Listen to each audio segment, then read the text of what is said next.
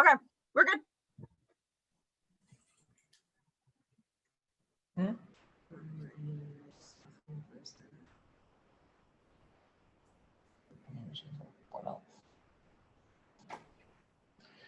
Hello, everybody.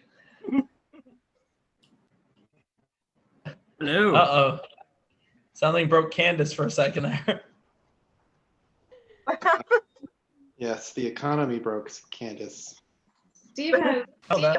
paychecks that he was supposed to send in, and he was just letting me know that he sent them in today. And I was saying he probably should have just waited 3 more weeks, because I'm pretty sure that the market is going to do a couple more things before it stabilizes. Yeah, so I've got some 401ks from prior employers that were just kind of like sitting and locked. Oh. They're not losing anything, but they're not gaining anything. And if I can get them deposited at when the market's low, then if it rebounds, then I get a lot more gains than I would otherwise. Yeah. Like, we're just not going to see a steady gain from here on in. It's a long game anyway. It's just, I know. I just need to get it in there so that it can do I something. appreciate someone investing. It's really hard because I know one of the things that was affecting the stock market and 401k subsequently was stimulus relief that doesn't really look like it's coming anytime soon. Right. Or it's shaky. Yeah. But Okay, guys. So, shall we start with a little recap of what happened last time? Just so it's fresh in everybody's head. Yeah. So last meeting of AA, the party was roused to the White Palace, the castle of the seat of power of the old Bedosian Empire, current seat of King Christopher Windcheer, the King of Bodos, and the Emperor of the Bedosian Empire, that of it which still exists. You lot were let in, and you were going to be interrogated immediately. However, quick thinking by Nira in persuading Sir Glenn, the Frog Knight, to give you all a chance to rest, allowed you all to get your stories together so that you knew what to do when the time came. You also met a big old Fearbulg chef named Chef Biardi. Then you had a rest, and you all were brought into interrogation rooms. We hit the little fast forward button after the interrogation scene with Erdan because it would have just been a bit redundant and the night would have gone on a bit long. But in the scene with Erdan, he was quite adept at not outright lying, but giving just enough information so that he did not necessarily incriminate himself or the party.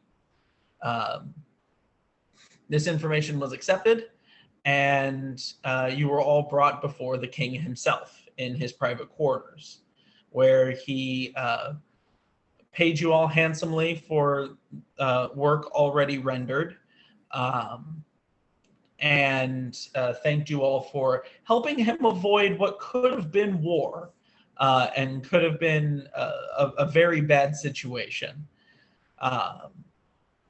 And by the way, peek behind the curtain here, I full on mean that. Had you guys botched that interrogation or somehow like tried to blame it on the monks instead of like trying to, find a way to make it sound like it was like the fault of this third party, that absolutely would have led to war, and this campaign would have gone in a very different direction.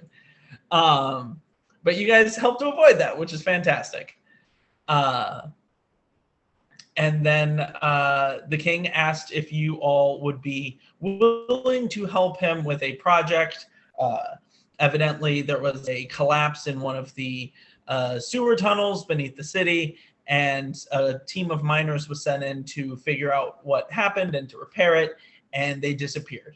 That was 6 days ago, and he asked if you all would be willing to go down in and see if you can save them, recover them, or at least figure out what happened. And that is more or less where we left off. As you were exiting the palace, Sir Glenn asked if he could possibly accompany all of you in your journey, because it has been a long time since he's seen any action. And you guys all agreed, before getting a little coy about going and seeing Madame Yuri. And he kind of cryptically said, "There's no need to be deceitful with me. I too have had dealings with the witch." And that is where we are. You all are in front of the White Palace, and Sir Glenn of Merle has just said this thing.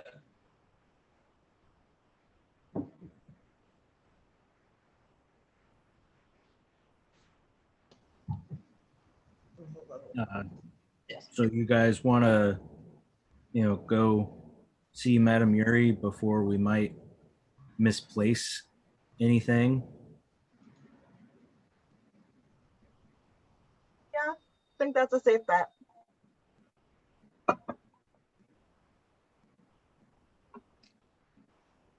I'm Shall trying to- I? Oh, begging your pardon. After you. I can't find my shopping list. Oh. The shopping.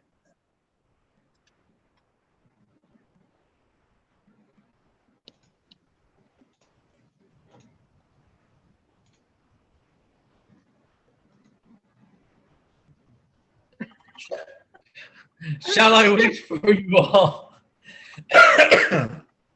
Sorry. Shall I wait for you all at the access to the sewers, or would you want me to accompany you to see the witch? I mean, I guess. Oh, go ahead. Well, if you don't mind, I have some personal matters to attend to. If we could please meet you there. I fully understand. To be frank, I was hoping you would say that. And he gives a stiff bow, and he turns and then says, "The access to the tunnel that collapsed is in the middle tier of the city. So you will go down from the nobles, the Cloud District, and it is in the western portion of the city. Just follow the river and you'll find it." Is there a specific time that we should meet you? Well, if you're going to be leaving the city and coming back, I suppose you will at least need a few hours. Shall we say, well, I don't want to keep them waiting if there is a chance to save them. So I would like to get going as soon as possible. Would anyone be opposed to going in a couple hours? Well, what time is it now, per se? It's roughly lunchy time. Lunchy time? And we'll Sorry, go towards tea time. That is what we call in Merle. It is precisely 1:37 in the afternoon. Erdan, could we, So, like, is it, I always forget whether we're Caper or. Caper. Okay. Could we maybe send Caper when we're done and heading back to meet up? Yeah, that would absolutely work. Your owl. Yes. Very good. I shall await an owl. You and millions of 10-year-olds.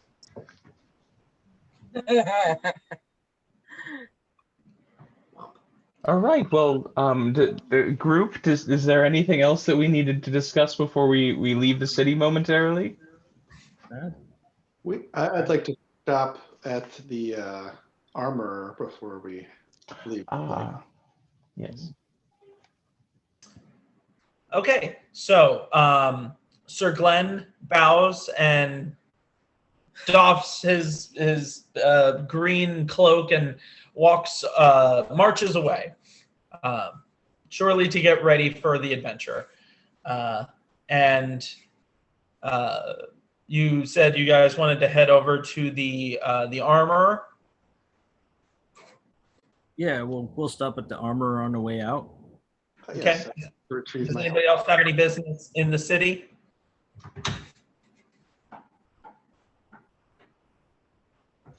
I think I'm Erdan's good. Yeah, I'm good.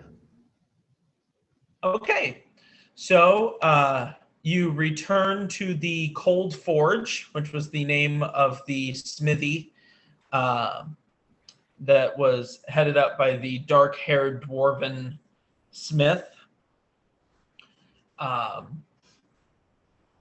What? Oh, and he has a very interesting looking helmet that is ready and sitting on a shelf behind his counter. As discussed, it is a steel helmet, kind of in an almost elven sort of fashion. It's very like a curved line sort of thing, but instead of the channel just coming down the nose, it goes up further so that the horns can stick out. So basically you put the helmet on from behind and then you have these two horns that stick up. And it looks pretty cool. Now, as I recall, the deal that y'all had made, you had already paid him in advance for it. I paid him, I believe, half, and I owed him 25 gold pieces still. Right, so this one turned out to be easier than I thought that it was going to be. Turns out it needed a little bit less material. Now getting the channel in there was a bit rough, but in the end we got it, and I think it's going to be nice and sturdy. So you've already paid half. I'll take the other 25 then, and it'll be yours. Thank you, sir. Absolutely. I hand over a coin purse with 25 gold pieces. Thank you very much. You're very welcome. Pleasure doing business. Yeah. And he hands you this very cool metal hat.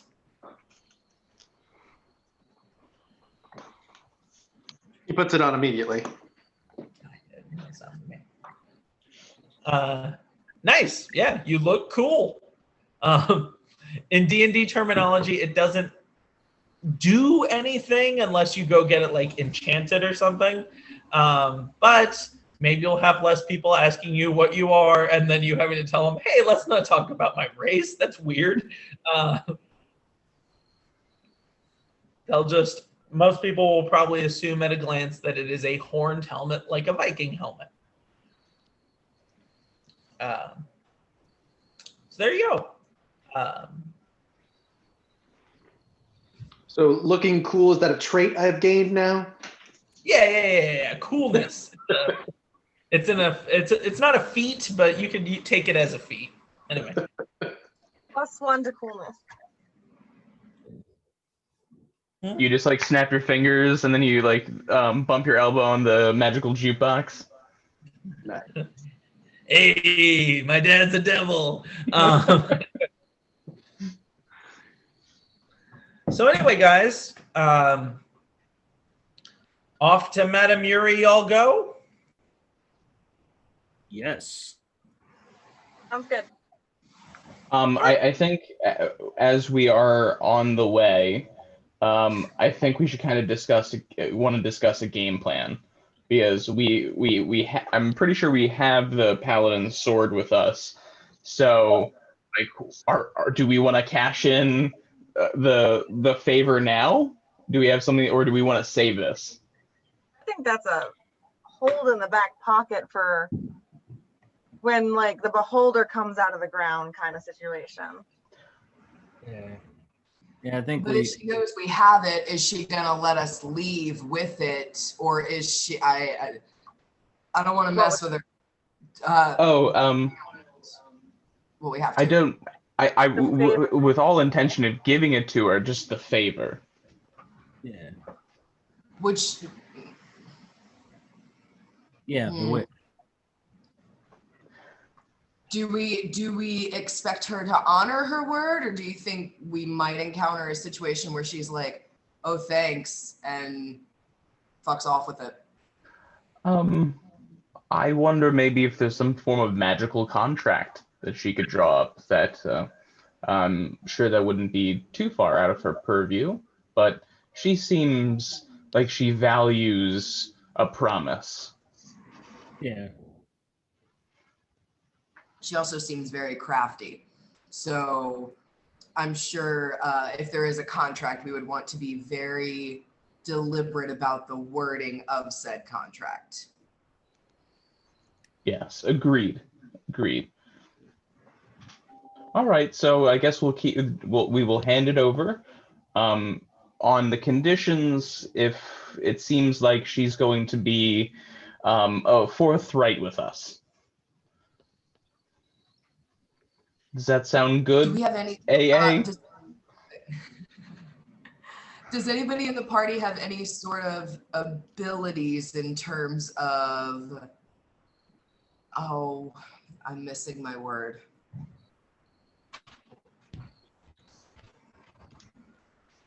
Like perception. I guess perception is probably the closest thing. Well, out of all of us, I think that yourself or Rizwind is going to be the most keen on people. Just seem like you have just a good intuition for that. So we can rely on your judgment.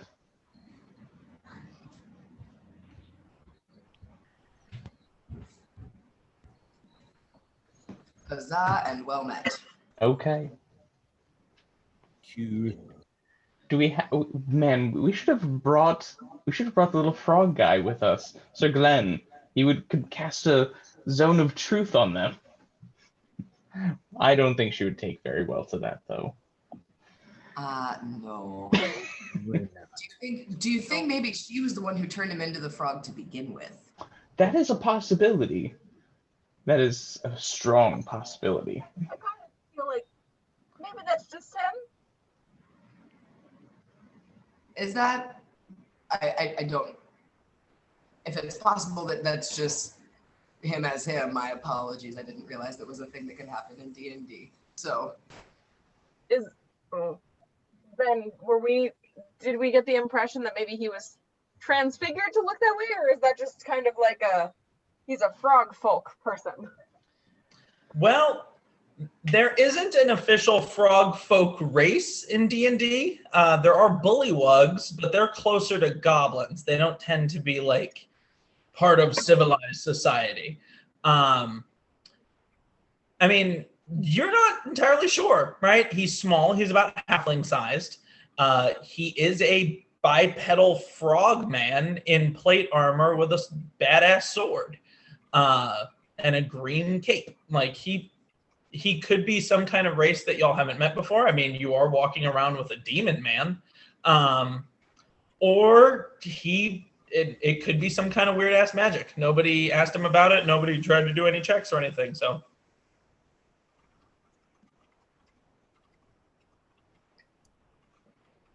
Cool. So do we like knock on the door or should we just go in now? Not sure if she'll still even be in the same place.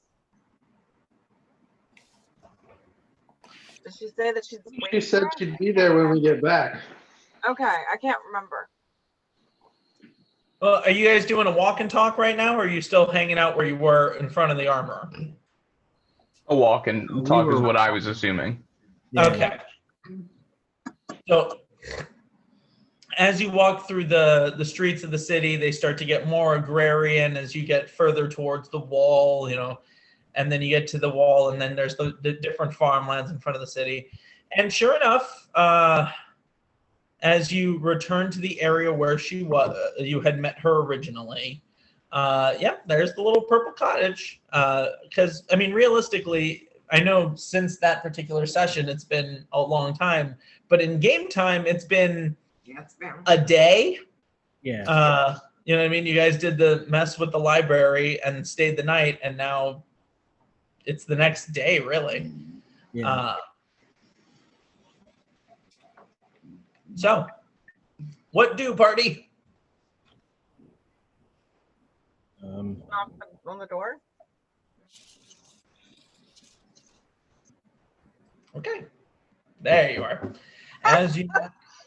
As you knock on the door, once again, it opens on its own, and Madame Yuri is sitting behind her little kind of desk, like a shop front desk sort of thing, deep inside the room that shouldn't be that deep because the inside of this, once again, hut is much larger than the outside.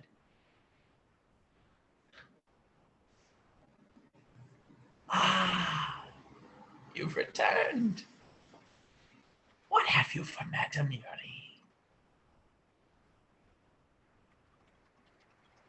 Well, we went through a great deal of hardship to get this for you, so I hope you appreciate it. Oh. And I'm out of game. I'm guessing it's in the bag of holding still. Yes. Yes. All right, so I'll reach into the bag of holding and pull it out. You have done well, Erden Gwydion. You have done well, all of you. Yes. I don't know if you had saw the giant sphere go down the side of the mountain or the hill or the city. But yes, we've been through a lot. The wind told me that there was danger. I am glad to see that all of you are here. Now, we have what you asked for, but we need some assurance that you are going to be good on your word. Oh. Do you think Madame Mary is not good with her word? Trust, but verify. Ah. Reaganomics. Sorry.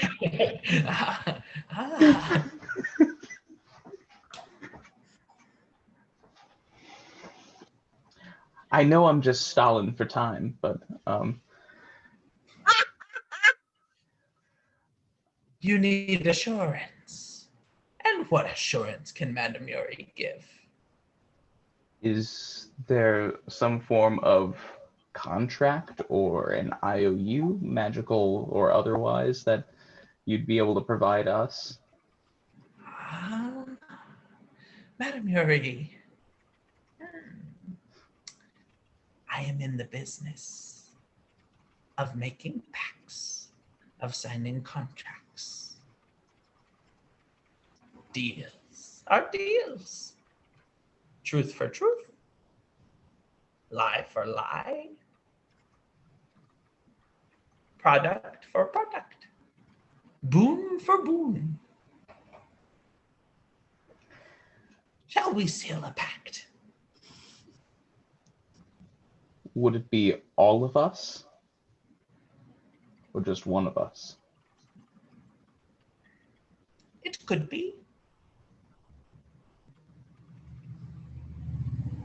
Does anyone wish to step forward and speak? We should have a moment to discuss unless someone else has something to say.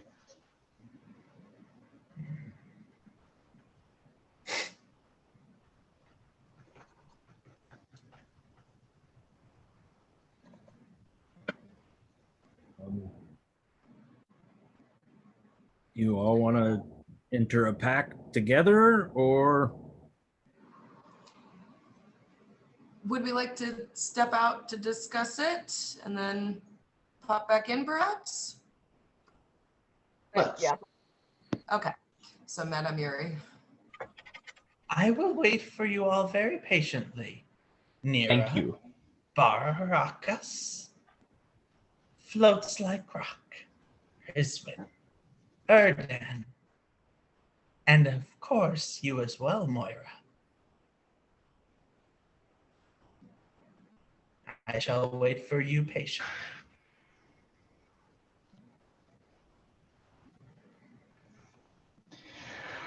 Erdan's outside. Oh, I feel like I can't breathe in there. It's just filled with magical energy. You're kicking me out again. She's kicking me out again. Cool. This is a weird game. You say it like you're so mad. Because coup no d'etat. one has been asked to leave the table. This is a weird thing that you guys do. Take a Keep it 20 minutes.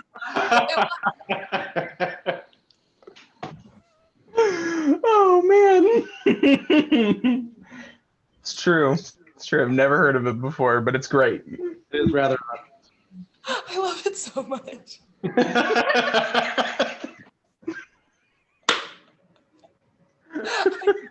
God, get out of here! Get out! It's as much for me as it is for game mechanics, I swear. So, under 20 minutes. So I'm thinking we don't know when Fleur's rock wood thing is gonna like basically come out of said wooden block and fuck everything all to hell. So do we want to say like, hey, Madame Yuri, you are promising to help us, like we will call you if this happens, we will, but then do we want to like blow it on that? Like what if that never happens? But also, how do we call upon Madame Yuri? I'm sure she has a way. Perhaps we need to make that a condition of our agreement, that she give us some way to recall her. What if she has something that would contain the squishy fireball? Oh, So that we Yeah. don't get blown up next time that, goes off. well, I mean, I am also occasionally explosive What? with my magical bow. Okay, but that's using devices. But And you never know when I'm Mira gonna. has also had her moments of fireballishness. Yeah, I could freeze half the party on accident. So I mean, it's. I think we all have like some form of something that can go really wrong without us meaning to, whether it's Fleur's block or just Moira-ing or me losing it. So it's probably not a bad idea to have some kind of like fail safe in case we have some sort of magical explosion. What if she has like an amulet or something, or like multiple amulets, or has like a spell that she could, put on an amulet so that it's contained if it were to go off, all of these things. Like, we could probably obtain those from her regardless of the favor. And I feel like the favor is like a huge wild card for us to hold in our back pocket for a severely firebally day. And I'm sure that if she has an open-ended favor for us, there's a way for us to contact a being like her. Yeah. Sir Glenn also mentioned that there was some dark looming force in the background, Erdan's sister showing up in the library, thinking down the line in the story, having a favor in our back pocket for an injection of some information so that we're not just floundering around, or some type of big thing that we can prepare for is, might actually be really valuable. But, I'm down for whatever the party wants to do. So I like the idea of Rizwin's amulets. So maybe we say like, okay, number one, our favor is you bail us out should we find ourselves in need of a bailout. Like we call on you, you're there, we have a way to contact you reliably. Yeah. I'm not eavesdropping anything. Hey, can you tell Nikki to check her Facebook messages? Did you hear that? Heard you. I'm not eavesdropping, but What? No? I love you a lot.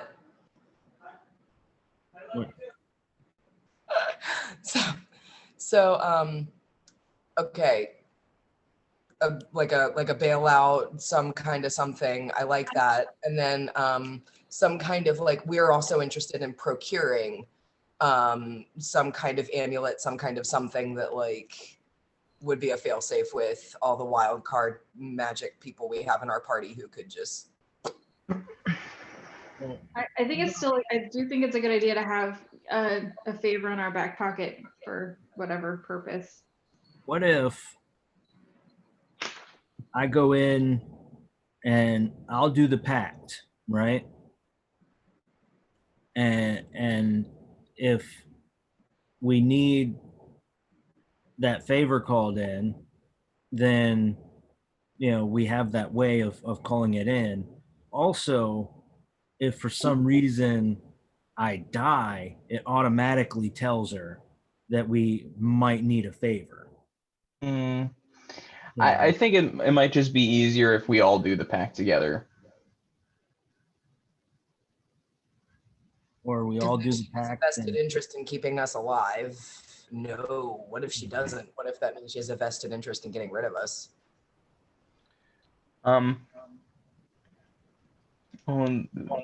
It really depends upon what will happen on if the conditions of the pact aren't kept or broken in some fashion. I don't honestly think that she's going to be devious. I think she's more of a neutral figure at the end of the day.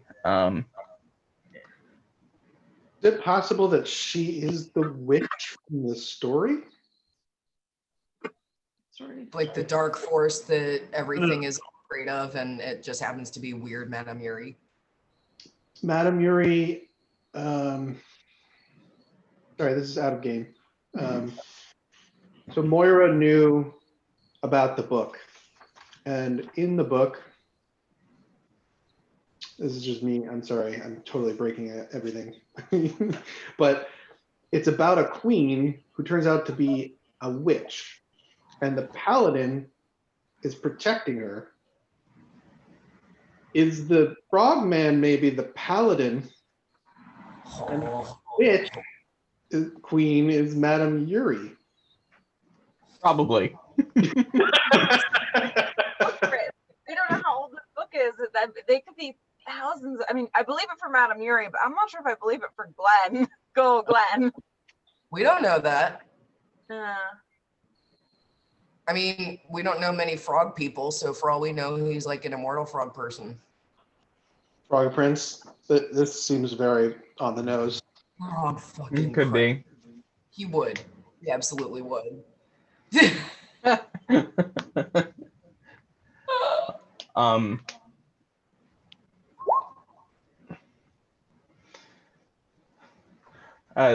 So I just want to kind of nail down exactly what we're going to want to say, and who will want to speak for the party.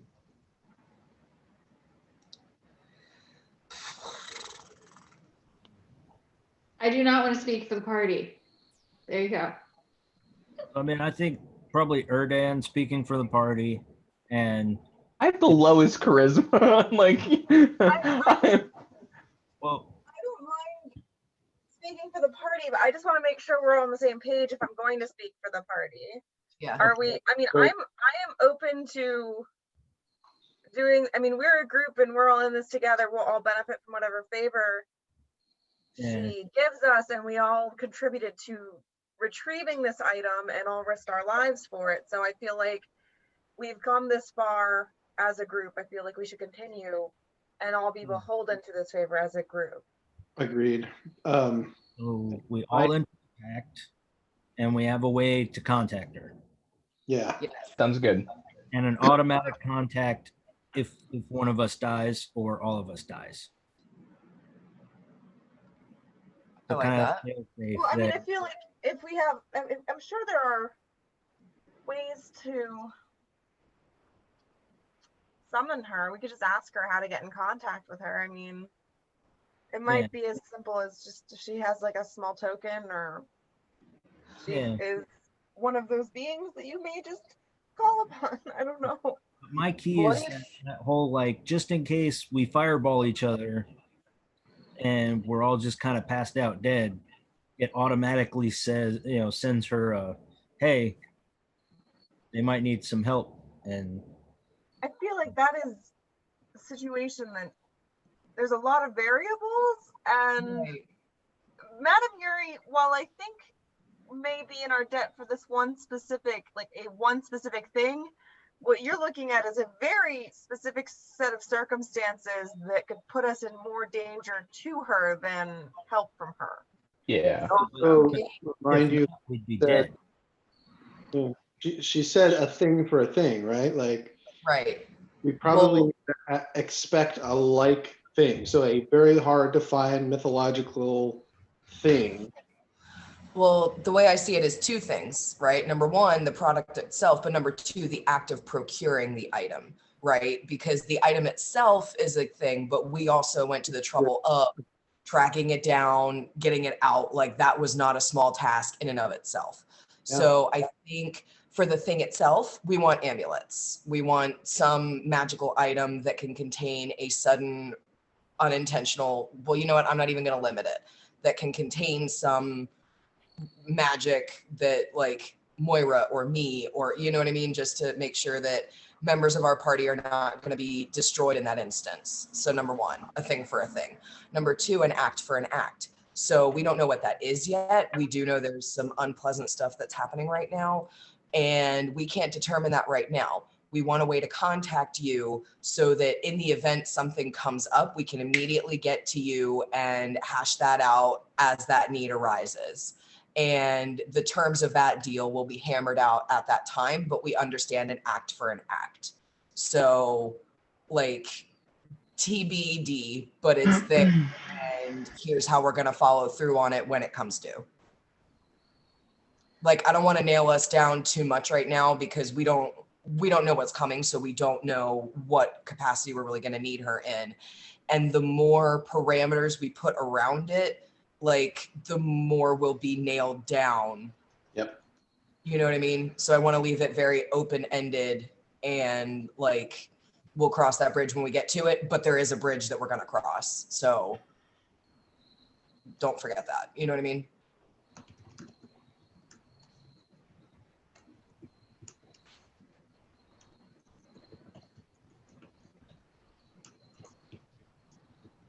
What do you guys think?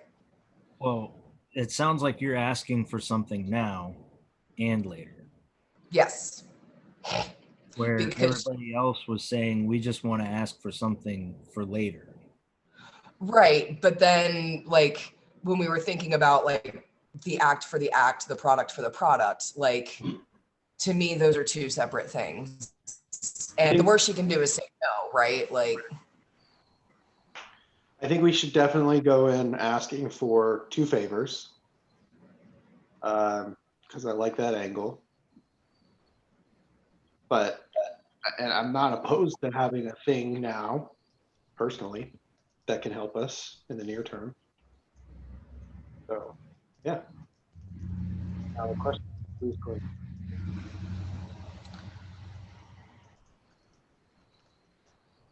I mean, I can do it. I mean, I'm sorry. I'm comfortable with asking. I just,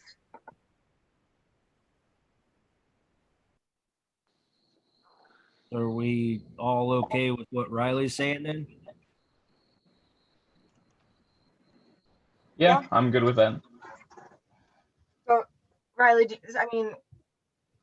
you want to do it, or I don't know. I have a higher charisma score, but it's kind of like I took too much of your brownie, I think, and I'm having a hard time spacing out. I'm so sorry. I'll do it. I'm really sorry. All right. I am brownie freaks. All right. Madame Yuri, we're ready.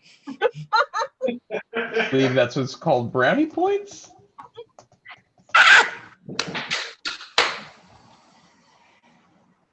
Ew. Oh man, D&D has not changed for me since high school. Still I people love taking it. brownies. Guys. I'm sorry. I thought half of one would be okay.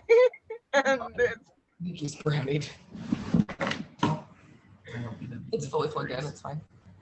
Oh, no, I mean Oh. the connection.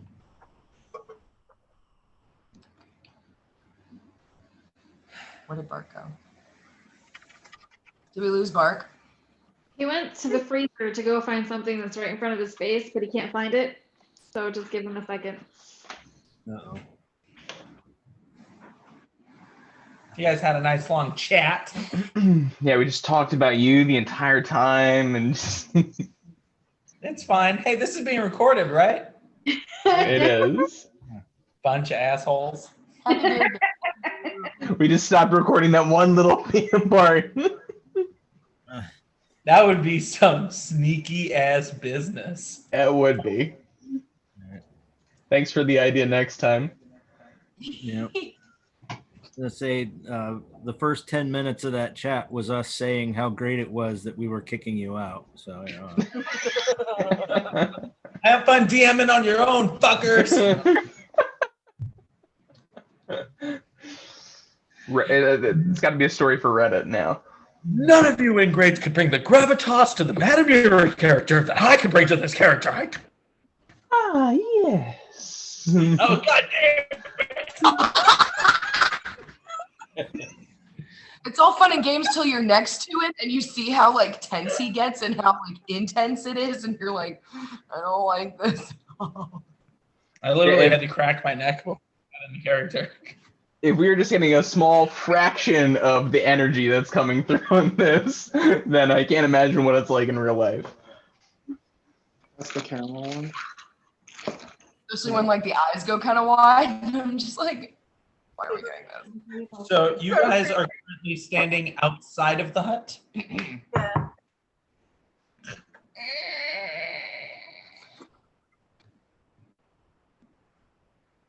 I think you need a little oil on your hinges there. Okay. She knows what she needs. Oh, I don't tell her what she needs. She does well enough on her own. Ah, so she's Fascinating. talking to us. Thank you. Did you have a nice talk? we did, Madame Yuri, and we have a proposition for you. Yes.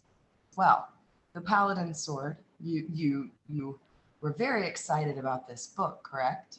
Yeah. Yes. Well, you know, obviously we want to do good business with you. You've been a good business partner thus far. And we think you will agree with where we're coming from. So you had said an act for an act, a product for a product. Yes. Well, the product, the book, the act, procuring said item. I mean, you heard on the wind there was danger. That item nearly cost members of our party their lives in an altercation, let alone, I mean, getting it from the library and having to work around Sir Glenn and the other knights. I mean, it was no small feat to bring this to you. And I'm not saying this as if it was a hardship, of course. I mean, we're glad to work with you. My point is, and after speaking with my compatriots here, an act for an act, a product for a product. So, as a businesswoman, a product, this book, yours, but we would like something in return for our party. You see, we have some magic that we're still trying to figure out, and we've had a few near misses, so we would like some form of protection for the members of our party, maybe an amulet, a charm, something of that nature. I'm sure you have just the thing should Fleur's piece of wood just go nuts, or should Moira's fireball act up, or, well, you already know what I'm capable of. So a safeguard, if you will, to make sure that none of the members of our party are annihilated in one of those instances. Some form of protection maybe to contain that destructive force so that it is not injurious to our party. That's the product, and we'll talk through that. But the service, yes. You heard on the wind that there was danger. We have heard inkling as well that something yet unknown is making its way. So we would like a way to contact you in the event of a favor needed. But as to what that favor will be, we do not have a clear idea of it at this time. And as such, would like to cross that bridge when it becomes apparent what exactly that bridge is. But we would like a way to get in touch with you once that bridge makes itself known. Ah. You all put yourselves in danger in order to fulfill your end of our arrangement. It would only be fair and equal if Madame Yuri was willing to put herself in danger for the same. She reaches up into her head, like into her weird, tangly gray hair, and she twists her finger around a lock and just pulls it clean from her head. And she does a bit of something like this, and the end of it kind of ties itself together and singes into like a tassel almost of gray hair. And she slides it across the table, and she goes, "When you find yourselves in a time of need, burn this. I will know, and I will come. One time. As for the other part of your offer,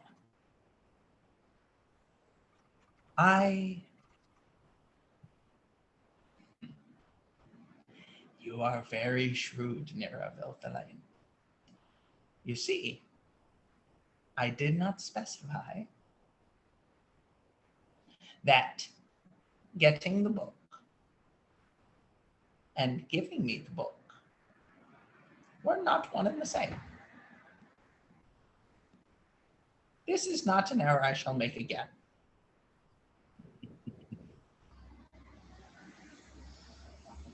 I do have a thing. This thing will be a good thing. But this book is one thing. I have one thing. And she reaches into her desk and she pulls out a band, like a ring, that at first glance seems completely like nothing, right? It seems pretty boring. But if the light catches it in a certain way, it looks like it is like glowing with like fire, right? It's normally just like a plain silver band, but when the light kind of catches it in a certain way, it has this almost glow to it.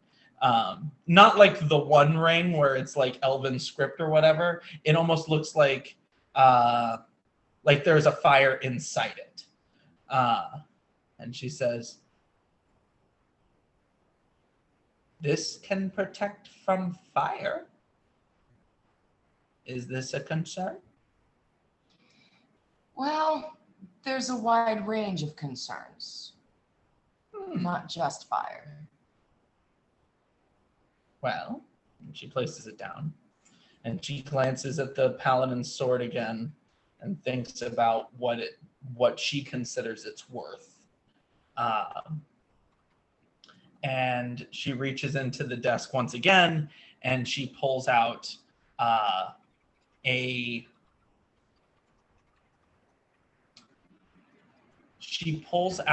hairpin. And on the hairpin is two faces, like the comedy and tragedy masks. And they're kind of like in gold with some very light gem work around the eyes, kind of like masquerade ball mask sort of way. And she says, "This one would be special for you, Moira.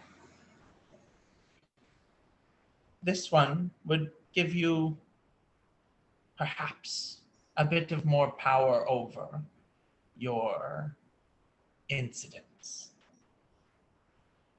And she places that down. And then she looks over at Fleur, and she thinks for a second, and she reaches into her desk one more time. And she pulls out another thing, a small like drawstring bag sort of deal. And she says, I am hesitant. Madame Yuri is hesitant to lay this one before you. Because Zarthesius, the one who is tied to that, may not like it. This bag, if anything is put inside of it, cannot be seen. It goes away. It cannot be seen by anyone. It cannot be seen by magic. While it is in the bag, it is disconnected. What this all means mechanically, there is a ring of fire protection. There is a hairpin that would allow Moira to once a day take advantage on her wild magic surge.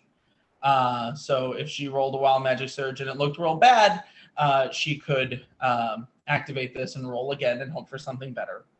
Or it is a bag. It is not a big bag, but it is big enough to fit the wood block in.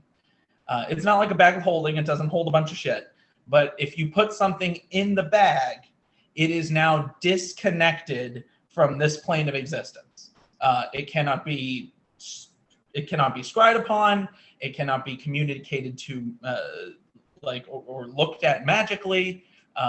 If you put a mouse in the bag, you would not know, and someone was trying to telepathically talk to the mouse, they couldn't do so because they are no longer on this plane of existence. So if Zarthesius got too powerful and tried to leave the wood block, he couldn't do so because he would not be on this plane of existence.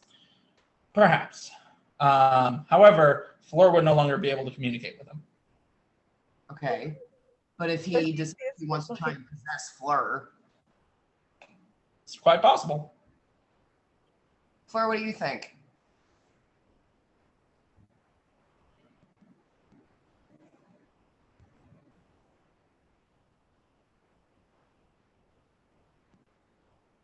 Well, that's pretty tough. I think maybe that hairpin might be a little more useful at the moment than the bag.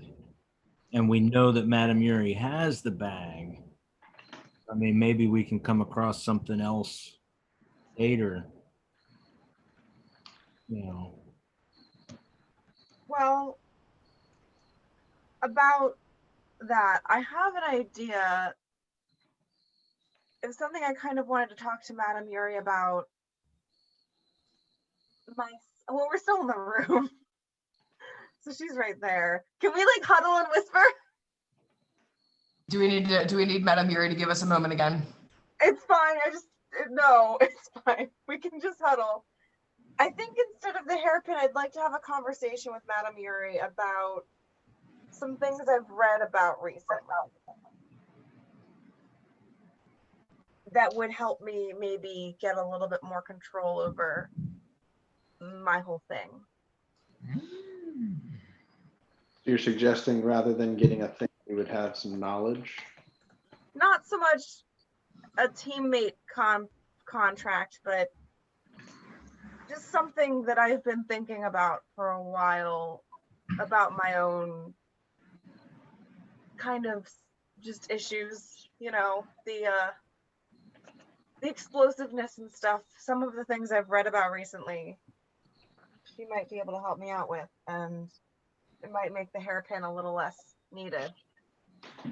I was thinking, as soon as I heard about the Schrodinger's bag here, that it could be useful for more things than just hiding the wood.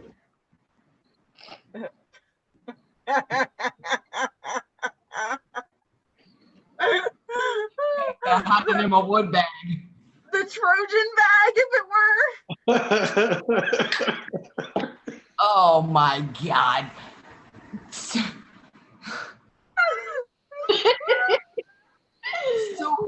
So okay, what is the biggest threat to us right now? Is it Moira exploding, or is it Zarthesius deciding that he's going to possess Fleur and kill us all? Or is it me getting mad and ice magicking everything? Like, Are these not all, well, perhaps Zarthesius being probably the most extreme of them all, but they are all ticking time bombs that we must deal with. true. So I wonder if she has like a ticking time bomb diffuser of sorts. I mean, I don't know if such a thing exists, but like that would be my perfect ask. my vote, because she's already offered us two more items than she had originally even wanted to. I vote Schrodinger Trojan bag.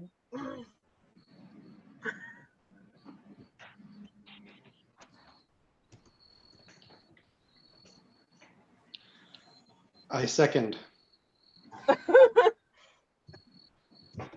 Third. I will.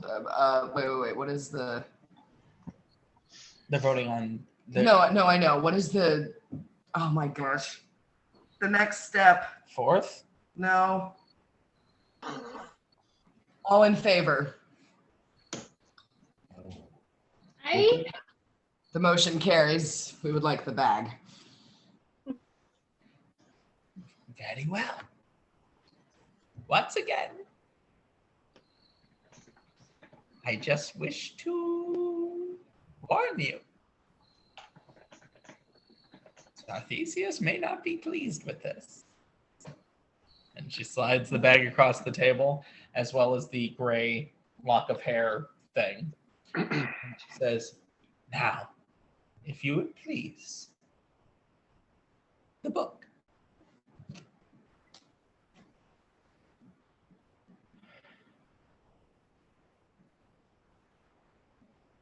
Thank you. And she stares at it for a few seconds and then slides it into the desk. And then in her creepy way, kind of looking at everybody's faces, glances at you, Moira, and says, you have the look of someone who's looking to make a deal. Quite possibly. Well, Madame Yuri is here. I think that's a conversation I want to have between you and I. I'm okay if everybody else listens. It's just like I want to be in a different room with her from the other characters. I shall step outside. I shall Yes. join. You Trojan. Go outside. I shall make my leave. Goodbye, all. Good morrow to you. Thanks for the wood bag. Enjoy. Door closes behind the rest of the party. It is now Moira and Madame Yuri. Well, this book you gave me the last time, one of the last times I visited you, had some very interesting information in it about the summoning and dealing with contracts with other beings. Yeah. It just made me very curious. You seem to be one who has quite a bit of magic at her disposal and likes to make deals. Yes. I'm tired of blowing up and not having control. And I think that that's something you could possibly help me obtain.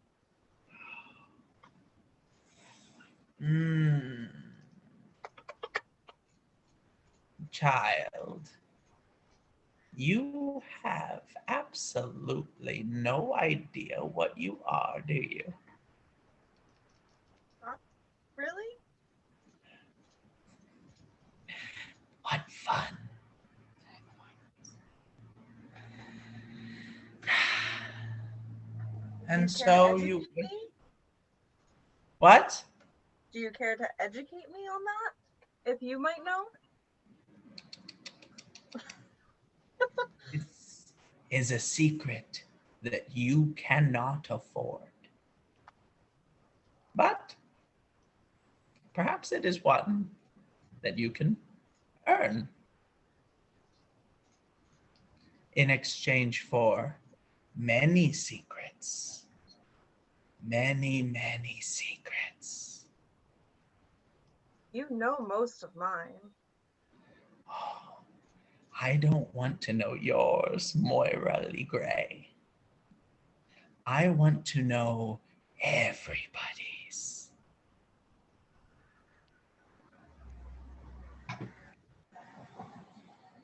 Could you possibly bring me secrets? And in exchange, I will give you some of my secrets, some of my power, that you may control.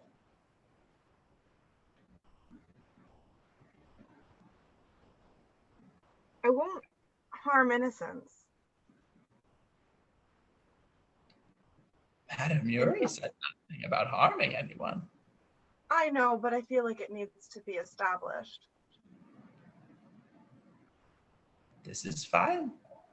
I do not wish for anybody's soul or their suffering or their blood. I wish to know things. We all search for knowledge, don't we, Moira?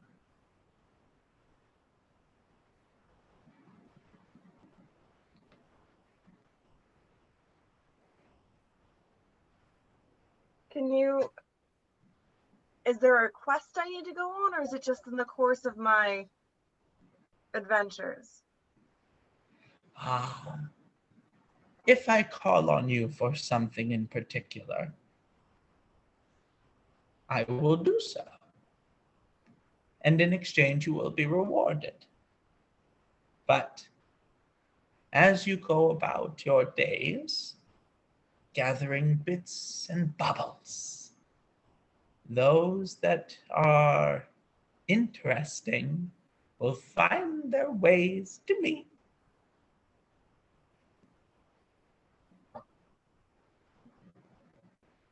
Okay.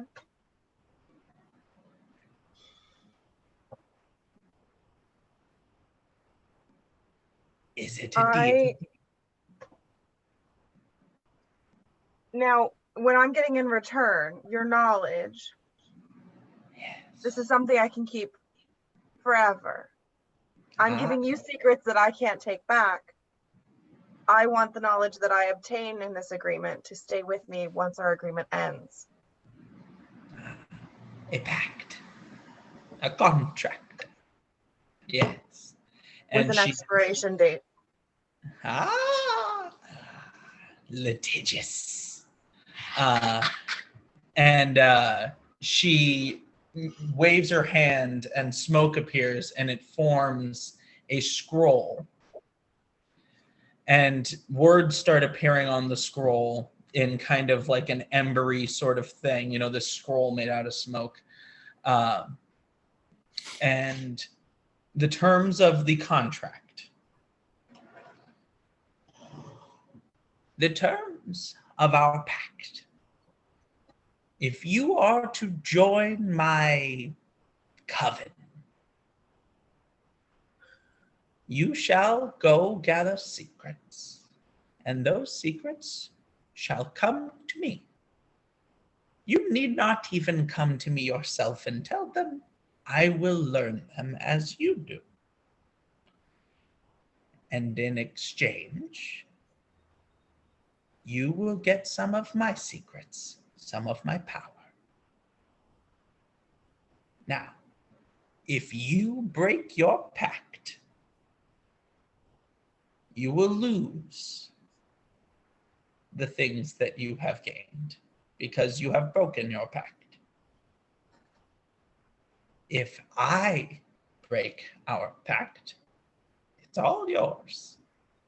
But Madame Yori does not break pacts once written. The pact shall go as long as you wish it to. You may choose to let it expire at your whim. And provided you have provided me with the secrets I crave, those things that I have chosen to give you shall remain with you. Do these terms sound acceptable to you, Moira Gray?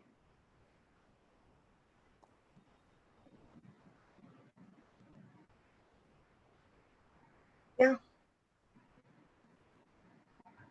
I think Say it. so. I think I can do that. How will I know if the secret is, I'm just a little worried that I might be looking for the wrong secrets. How will I know I'm after the right ones? Now that's the fun part. For we need to seal this pact with an exchange. In war, two sides exchange hostages to be sure that neither side attacks the other. In business, we exchange collateral. A thing for a thing, Moira Gray. You once offered me something very important to you. I want it, Moira. And in exchange, I have something that is important to me. And therefore, your thing stays with me, and my thing stays with you. If you break your contract, the things I have learned and your very special thing are mine. And if I break the contract, my very special thing and the things that you have earned are yours. But only if I break the contract. I'll get it returned if I choose to end the contract on good terms with you. Yes. Okay.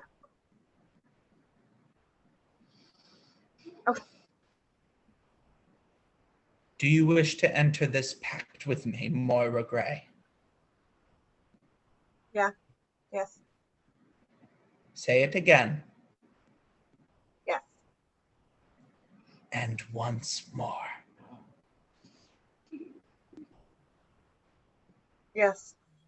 The name Moira Lee Gray appears at the bottom of the contract in embers. And Madame Yuri reaches under her desk and pulls out a full-on pointed witch's hat and places it on the table. This hat is a symbol of my coven,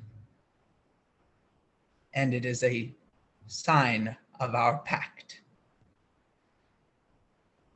The secrets you learn will come to me because you have this. Wear it with you always. And she slides the hat across the table, and her bony hand extends expectantly. Take out the hairpin. Hand it over. Thank you. And she, it floats in the air, and the smoke scroll rolls around it and disappears. It is bound with the contract. It is safe. Honor your word, Moira. It should be simple enough. All you need to do is ask people questions. and learn things about them. And she slides the hat across the table to you. I gotta actually wear the damn thing. You don't have to, but it is a pretty dope magical item. Okay. Moira will put it on. As the hat sits upon your head, you feel a flooding sense of a very foreign magic. The magic that you are familiar with is innate to your blood. You don't feel it because it is part of you. This is a foreign entity. It feels kind of good, but like the way that something that you know you shouldn't be doing feels good. Ah, shit. And Okay. with that, our pact is made. Welcome to the coven, Moira Gray. Okay. Thanks.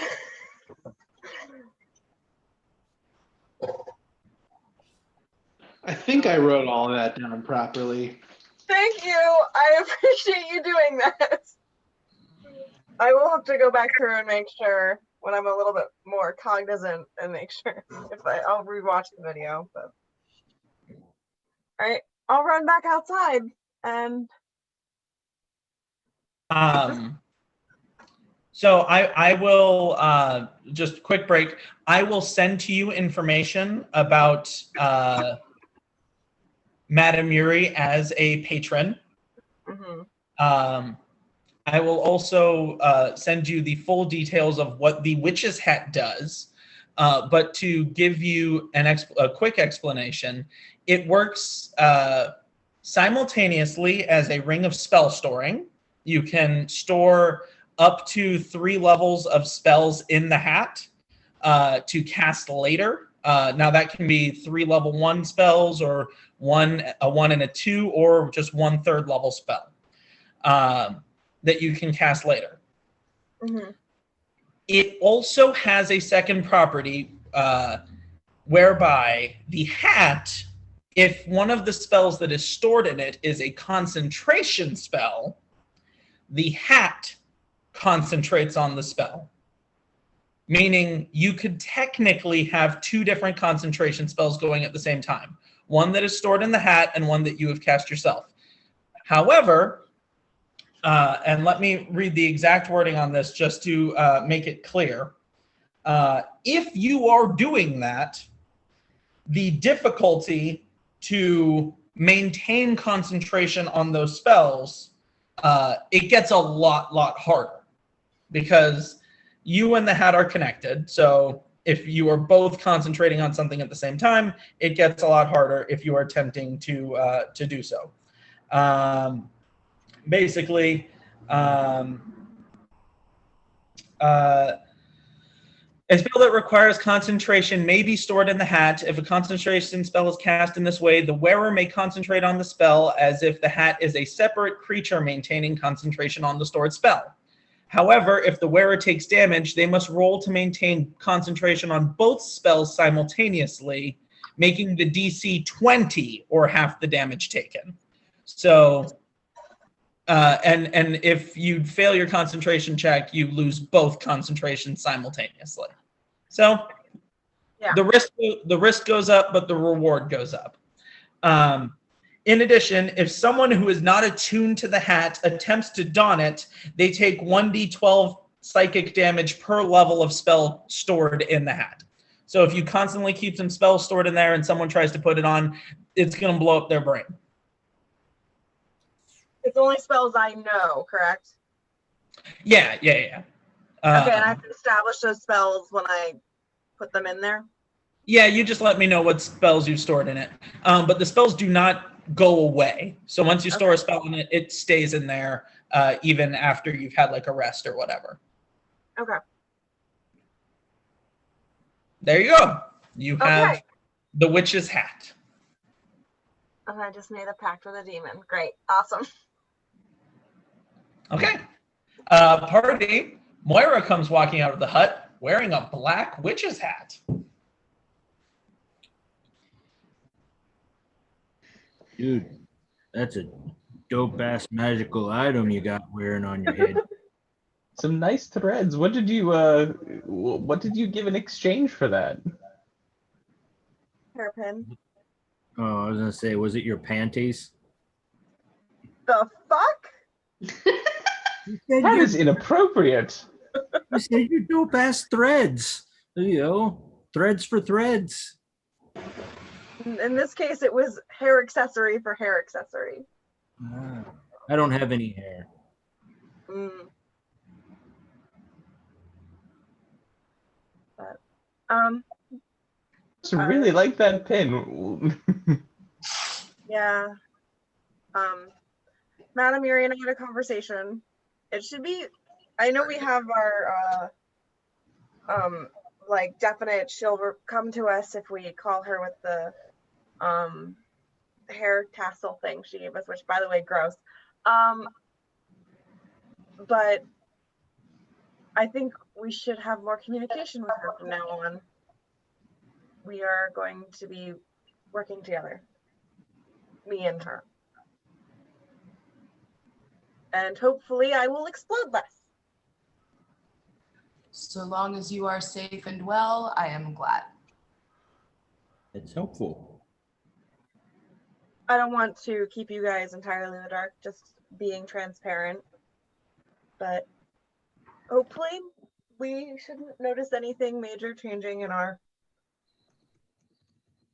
daily events, is just me exploding less, hopefully.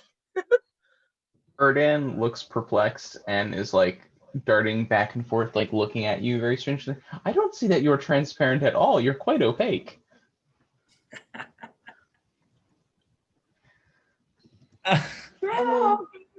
Was that some of your magic? I don't have that spell quite yet. I mean, maybe I'll be more transparent from now on.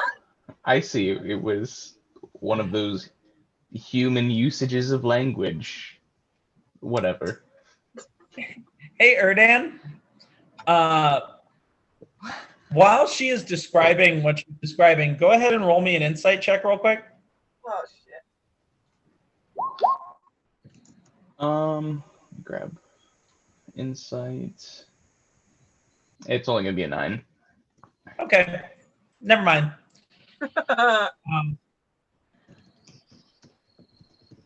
Righto, party. Well, what now?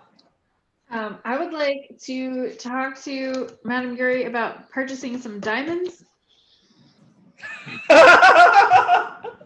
After all that super tense, like, hey, yo, bitch, you got some diamonds? Love it. Yeah, all right. If you, I mean, there are jewelers in the city. Yeah, but you know, I like her better. Fair enough.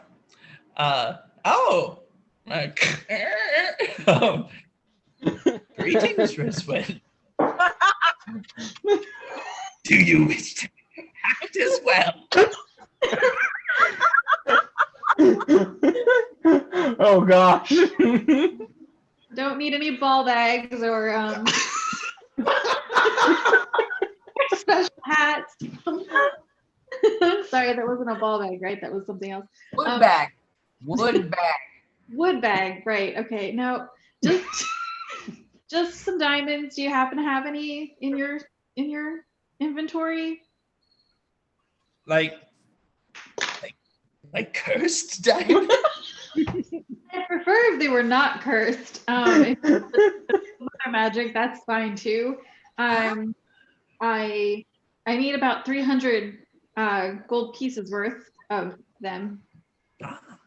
No, yes, there have been many who have chosen to purchase things from Madame Yuri, and Madame Yuri accepts all forms of currency, as you know. I suppose I have that. Yeah, she weighs out 300 gold worth of diamonds for you on like this really creepy looking old timey scale. Sweet. 300 gold. Bada bing. Great. Thank you. And thank you for whatever else you've done for us today. Ah, thank you. Goodbye then. All right. Yeah, I think that's all. That was like, it reminded me of Dr. Evil from Austin Powers. Is it an evil Seabass? Renee? I'm sorry. I could not help myself. Just the idea of going to the devil at the crossroads and being like, "You want to make a deal?" It's like, "Yo, do you got $20?" Like, Yeah. I'm really hungry. Can I get a sandwich? But I mean, yeah, she's a traveling saleswoman. She has her shop. Why not? Amazing. Why make a second stop when we could just, get it from her? I figured she'd That's have it. fair. Makes sense. That's Yeah. fair. All right, guys. Do you have anything else you want to attend to?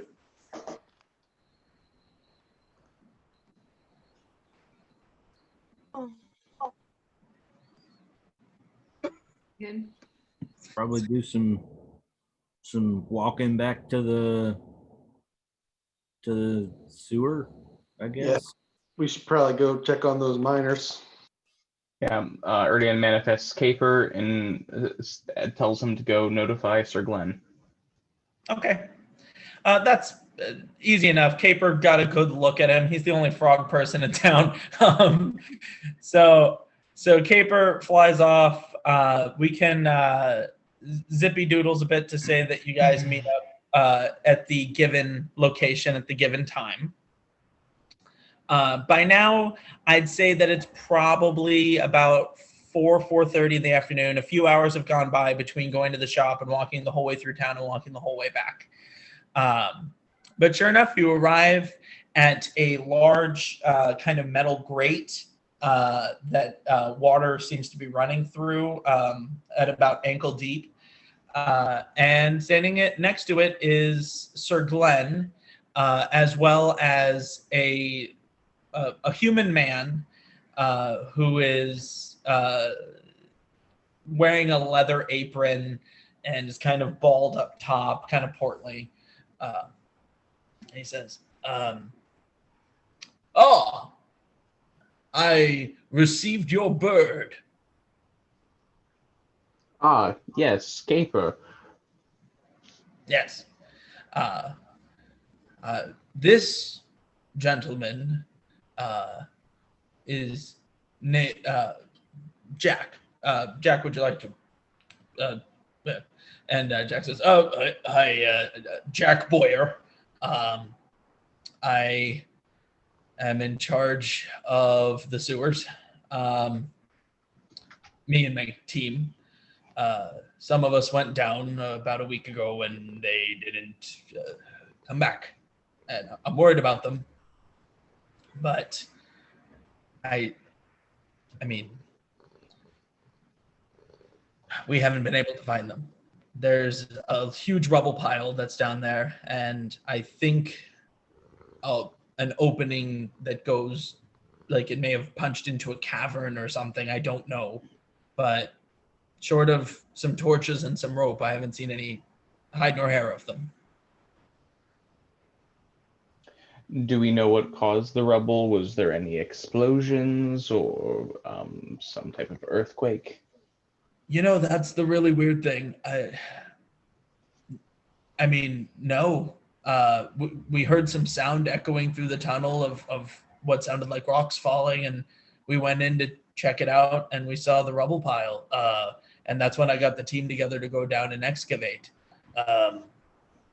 No, I don't know what caused it. Interesting. You would say that's a rubble without a cause. If I understood that reference, I'd find it very funny, yes. Throw the whole game out. That's the second time tonight. You are welcome. That was a very good pun, actually. It was very good. What the Fleur with the sneaky. That was beautiful. Yeah, so I'll open this up for you. I appreciate y'all looking in there and letting me know what's going on. Have you had mages try and use magic to clear the blockage yet? I mean, unfortunately, the mages do their studying up in the. I don't go up there, you know. That's why we were posting up looking for adventurers, because honestly, we can't afford, you know, to go up there and talk to the wizards about it.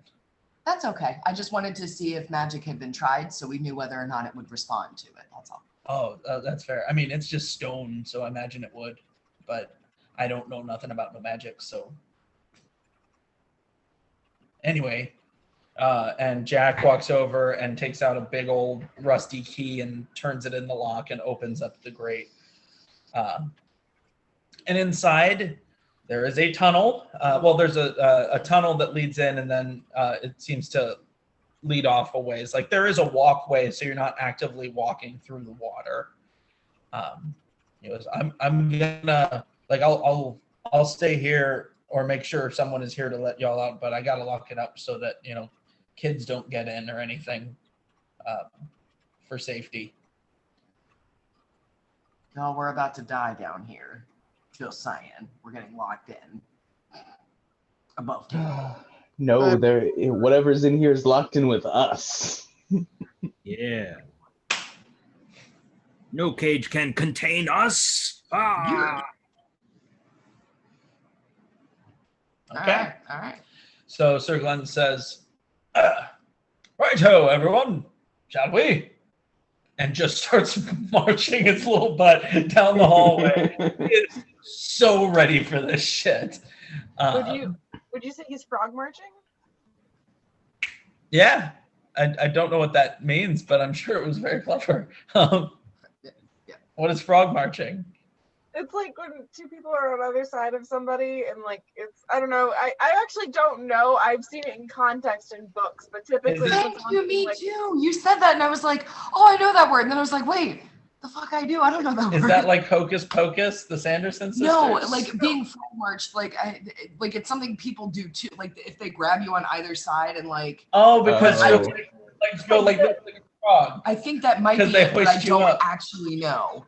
So I'm gonna. I've never actually had it defined to me, but I've read it in books, and typically it's guards dragging a prisoner to a cell. I'm a librarian and an English major, and I don't know. I need to know because now somebody else is gonna be like, oh, frog march, and I'm gonna be like, and I'm not gonna know, and it's gonna be really embarrassing. So I can be vulnerable with you guys. Well. Okay, force someone to walk forward by holding and pinning their arms from behind. So it's like to do that. Well, realistically, Sir Glenn seems like he's finding this whole adventure quite riveting. That wasn't much of a leap, was it? Third time. And he's hoping y'all don't croak. Not going to fly.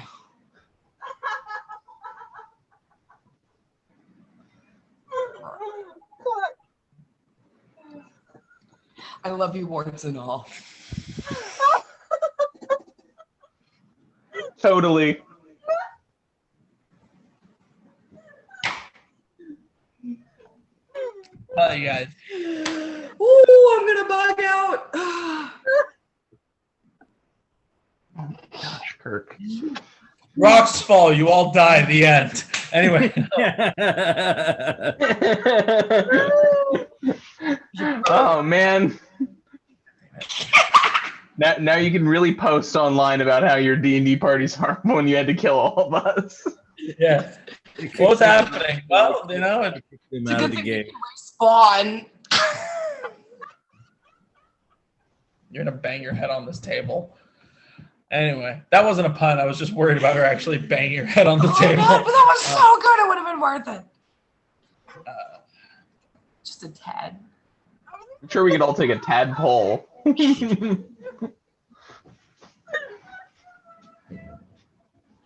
Hey, good wine has legs. I think I need another gig.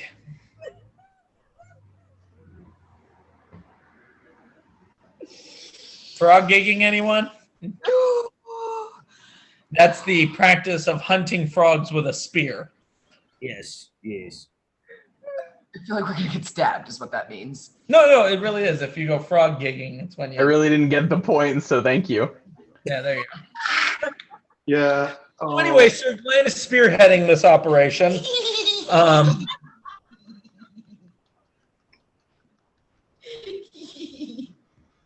That wine is hitting you hard right now. Isn't it? I really feel shafted by you guys. Well, Like, here, I'm let try- me I'm break trying out to get that ahead here, but Trojan bag there, and Trojan bag. oh yeah. By the way, did you put that thing in the bag yet? not yet. Okay. I'm afraid of what's gonna happen when you do, so maybe we do that after we get the frog out of here. It would be so dangerous to wrap up your wood. Hang on. Can we place the word frog instead of fuck? Like, we need to get the frog out of here. That's what I That's meant. I good. didn't mean like actually get Sir Glenn out. I meant like get the frog out of here and like continuing. That's very good. Puns. Thank you. Frog off. Moving on. Anyway, so Do it. Sir Glenn lights a torch and starts walking into the tunnels. The party, I assume, follows behind. Do you guys have a marching order? Frog marching. Right. Who's behind Sir Glenn? Most of our party is able to do dark vision except Fleur. Actually, Fleur has the night vision goggles that Yeah. Great, yeah. So We're we're good. Tup's been rather quiet because he's scared often. Yeah, he's with me trying to be incognito while we're running. Incognito? Infrognito. Oh no. I am going to kill you all with a frog hemoth so bad. Yes. Did you guys know that there's a monster in D&D 5e called a frog hemoth? There is. And they're a rather high challenge rating, so keep it up. I'll throw a bunch of them your way. Hi. Yeah. I'm messing. I love everything about this. I'm messing with you. You're not. There is a frog hemoth, and they are kind Yeah. of tough. Yeah, they're like a challenge rating 10. They're a big bad monster, and they'll eat you. Yeah, they've got a +10 to attack. Yeah, they don't fuck around. If you're feeling froggy, then leap. You didn't come up with that. I know, but it works in the context very well. I might add. Are you gonna like jump up on something and shoot off arrows Well, and say, I am "Trash, right you got behind- nothing on me"? What? I'm right behind Sir Glenn. Ah, thank you. Yes. I shall follow behind him. Goggles on. I want to be solidly in the middle. Solidly in the middle. I will bring up the almost rear. The almost. I'm sorry, Rizwan, what was that? I'll be in the back, so I All can right, see all right. the ball when you go down. All right, and that leaves you somewhere in the middle as well, if you wish. Sounds good. Where And is- Tup just gonna stay by Fleur. Yep. Okay. Wait, so what's the order? The order is Glenn, Fleur, Tup, Bark, Moira, Erdan, Nira, and Rizwin. That's too fast. Okay, good to know. Yep.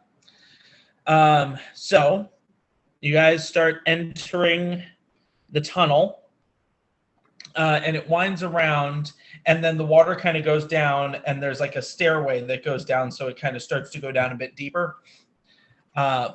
As you continue to go down into the tunnel, I'm going to roll for Sir Glenn. I need Fleur, because you're in the lead. Go ahead and roll me a perception check.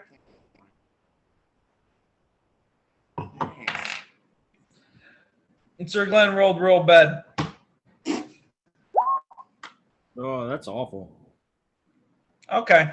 Bark, I will also allow you to roll, but with disadvantage because you're, the more people that are further back, the more sound gets echoey and. Oops, my bad. It is. Okay. All right, so seems like everything's fine. You hear a lot of rushing water, as the water runs past you in the tunnel. It smells bad down here because it is a sewer tunnel. Thankfully, you're not wading through actual waste, but the way that the system works here is that there's the river that runs up above, and then some of the river runs off through the sewer tunnels. And that kind of works almost like a plumbing system for the city, right? People when they dump their waste or whatever, the undercurrent flushes it away while the river up top stays clean. Unless you were to upper deck the city, I guess, by throwing it in the main river, but that would be a shitty thing to do, pun intended. So it's not great down here, right? And as you are walking, you guys did not hear. Oh no, my D20, she ran away. Oh my God, it landed on a 20. Nat 20 on the floor. It sucks that it doesn't count when it's on the floor, huh? Number one, we need more. Number two, we do have quiet hours that start at 11. Okay. That's All right, well then we'll just have to quiet our voices down a bit. Might as well finish. Yeah. So as you guys are going through the tunnel, what you did not hear ahead of time was a squeaking sound. It was kind of covered up by the rushing water. However, as you round a bend, there is a group of rats, like a lot of them, and they are swirling around a mass that they are obviously eating. And there's a swarm of rats. However, let me just roll something here quick. Yeah. Unfortunately, they didn't roll super well. So upon seeing the lot of you, especially Glenn, who's up front, their first thought isn't danger. Their first thought is, ooh, more lunch. So the rat swarm moves towards Glenn. Roll initiative.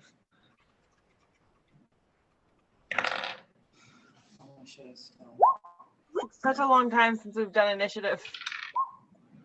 Fight things. Anything. No, I'm not.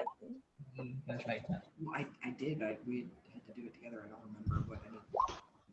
No, Oh, like our attributes and Yeah. all that. All right. Well, we'll have to do that when we're done here. Then. just let me in where. Yeah. It doesn't really matter. All right. So,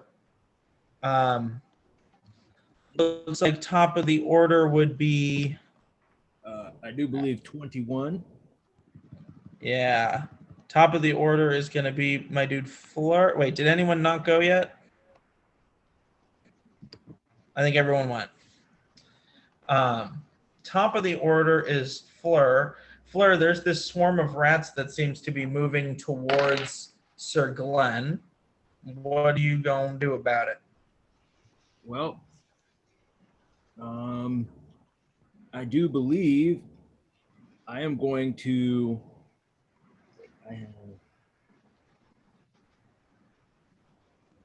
I am going to battering ram.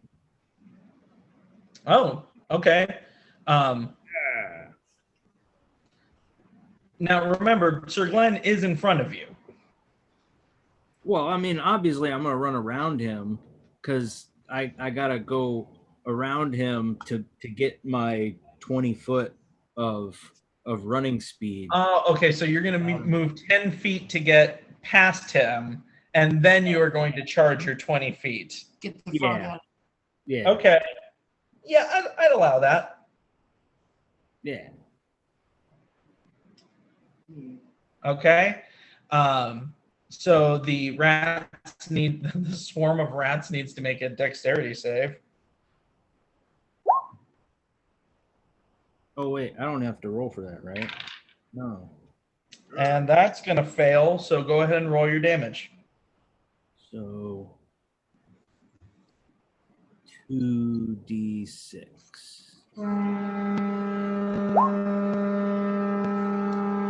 It's a fire truck. 9. It's 10:30 at night. We'll just wait. That sounds like that's going to be a fun night for you guys. 10? It's been a fun day. It's 10:30 at night. Fires happen when they happen, Nikki. But why do you mean sirens at 10:30 at night? It's not like there's traffic. Are you like right next still door? Yeah. All right, I think it's done now. Okay, so you did nine damage with your charge. Yeah.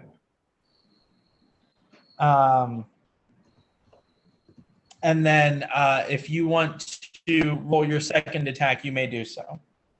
Yes. Okay.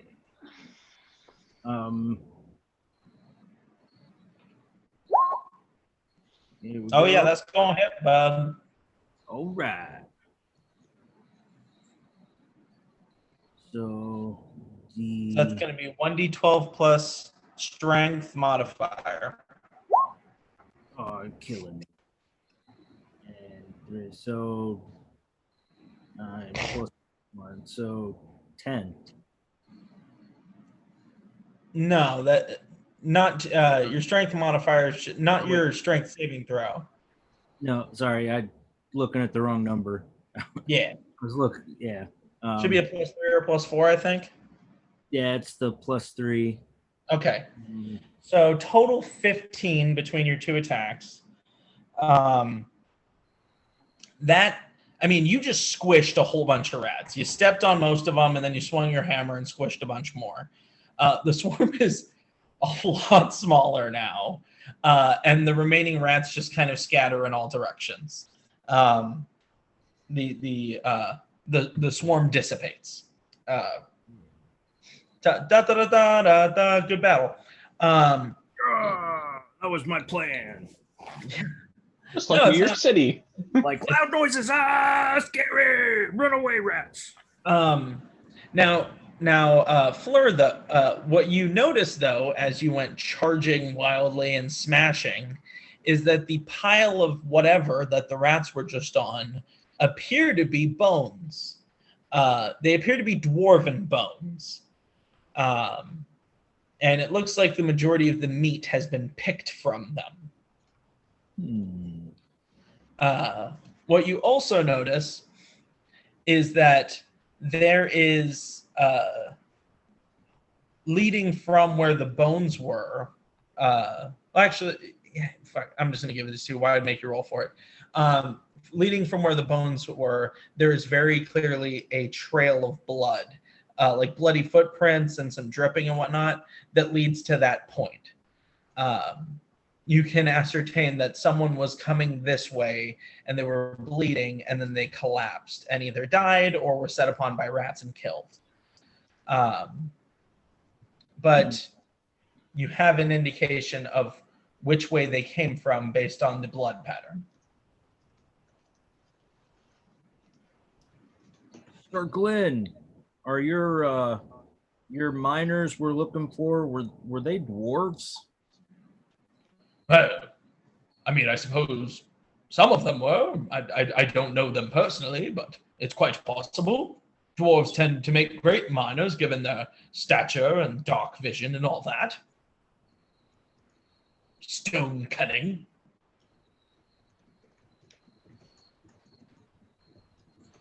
Oh, this poor bastard. It appears he met a poor fate. Yeah, I don't think this made him rich. Jolly good with those rats, though. Oh. Upon my word, you charged in there and swung like a wild man. It's what I do. It's what I do. Well, keep it up. Ha ha. Yeah. Maybe next time I'll save you a couple. Ah, I would appreciate it. Although I was hoping to kill much more than rats today. Ha ha ha. Yeah. Still We early. might just. Shall we delve deeper? Unless anybody wants to do anything else here, I suppose we could follow these bloody footprints.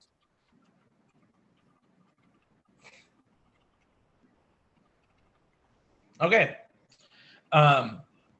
So as you guys can, by the way, when I say bones, like there's some torn clothes there as well. It's not like this person was fully naked, but like they just look like regular kind of clothes.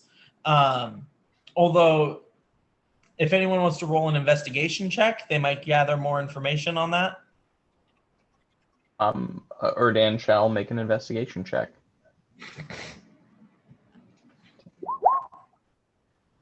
Oh, that's gonna be pretty good. Investigation. That's gonna be a 23. Okay. It is bloodstained and it is torn, but the same leather apron that Jack Boyer, the man who let you into the sewers, was wearing, appears to be amongst the clothes in these bones, indicating to you that it's possible that this person is from the same company or what have you, the same organization that Jack Boyer represents. Okay. Like those are his bones?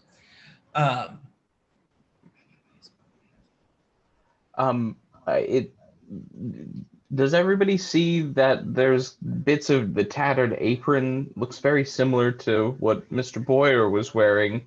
That's a little bit concerning. Now that you pointed it out, I do see that. Okay, how many miners were there? Do we know? I believe there were a half dozen. 6. So we can safely assume that one of them is dead. It's a shame. It also appears that he was headed towards the exit, Sir Glenn says as he turns and looks. So, perhaps he was one that was sent to get help? Perhaps. So Or- now we know we're looking for around 5. Or perhaps he was the only one left. Let us hope for the better. Hop to it. Are you fucking serious? Frogging serious? Wait, what? Yes, we shall hop to it. Haha. Upon my word. Haha. And Sir Glenn continues his solemn march, following the blood trail that's along the walkway, which kind of winds back around another corridor. And there you see the cave-in. There's a series of rocks that have piled up. They're kind of blocking the waterway, but whereas you think it would like get dammed up, it appears to be channeling and running somewhere else now, because there's a tunnel. There's a tunnel off the side, and it kind of goes down a ways. But whereas this whole sewer system has been made from like concrete blocks, right? Like hewn stone. This tunnel feels a lot more naturally formed, like a cavern. And it seems to be leading off, and you can tell just based on how the rocks are scattered, it's like there was something punched through the wall and all the rocks scattered, and that's what caused the cave-in. And Sir Glenn looks at everyone and then looks down into the hole and looks back at everyone and says, I do think we found the source of the cave-in, at least. Yeah, I think we found the cave-in. Before we go any further, I'd like to bless everybody, if that's okay. Just gonna throw some holy water at all of you. Great. You're good now. Yeah, thank Oh, you. that's I a good needed a point. shower. I would have a mage armor on. Okay. You're not actually casting the bless spell? Yes, I am. Yes, I'm definitely Okay. casting this spell. Okay. How long does the bless spell last for? Hang on. 'Cause I think it's a minute, which we usually say is 10 rounds. Right, Yeah. but that's in combat, right? In exploration, a minute is a minute. Okay. I don't want you to waste a spell if like you guys walk and then 60 seconds later you wasted your spell. I mean, it's up to you if you want to cast it just in case. But That's fair. Are we gonna move this along, people, or you're gonna waste my spell now? I think he's giving you the option to rescind that. I don't want to be prepared. Just be prepared. Well, you can prepare, but I suppose, yeah, you could say Alright. I prepare the bless spell for it, the next combat Great. encounter. I am fully prepared, and as soon as we get into any kind of combat, I would like to throw that at you all. Okay. okay, I will accept that. Thanks. Quick aside, Rizwan, did you ever don the shield bracelet that you guys got from Brother Ansel, or is that still sitting in the bag? That's a good question. I don't remember. I don't think you ever put it on. So Okay. Probably. Hey, Flair, Yeah, can I have a bracelet? Yeah, we can. Yes, here. It's too small for me anyway. Oh, great. Well, Perfect. we didn't fully talk about that before. No one would be able to use it realistically but you, because this is a cleric only item.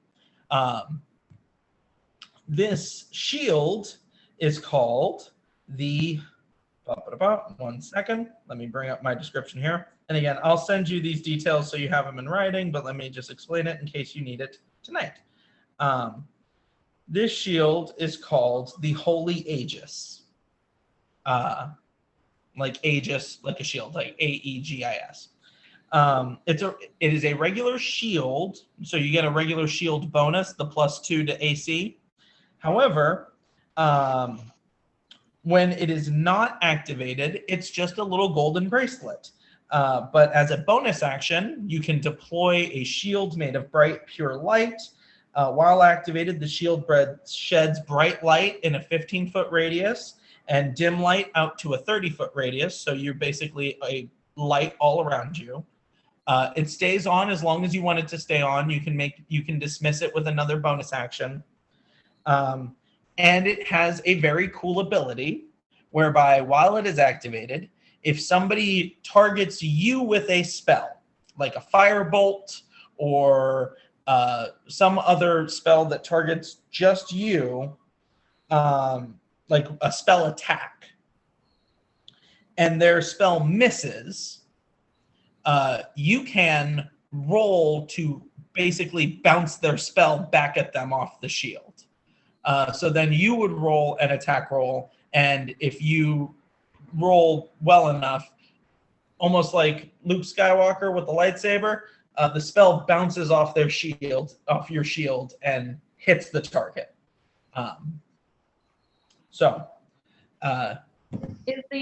Is turning this shield on, is that an action?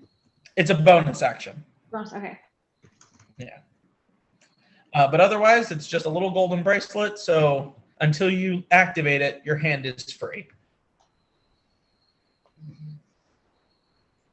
Okay. Okay. So you guys start entering the tunnel. And it, like I said, it's kind of, now it's interesting because it goes down and there's water just kind of finding its groove along the way going down next to you.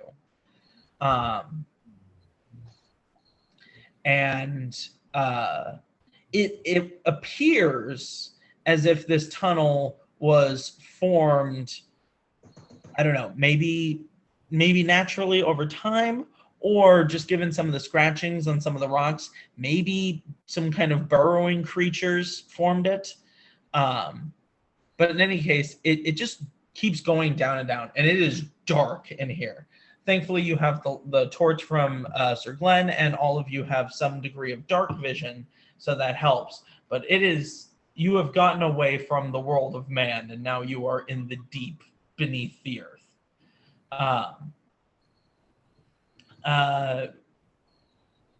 What you can hear up ahead of you is you're hearing the sound of water trickling, but what you hear up ahead of you is the much louder sound of rushing water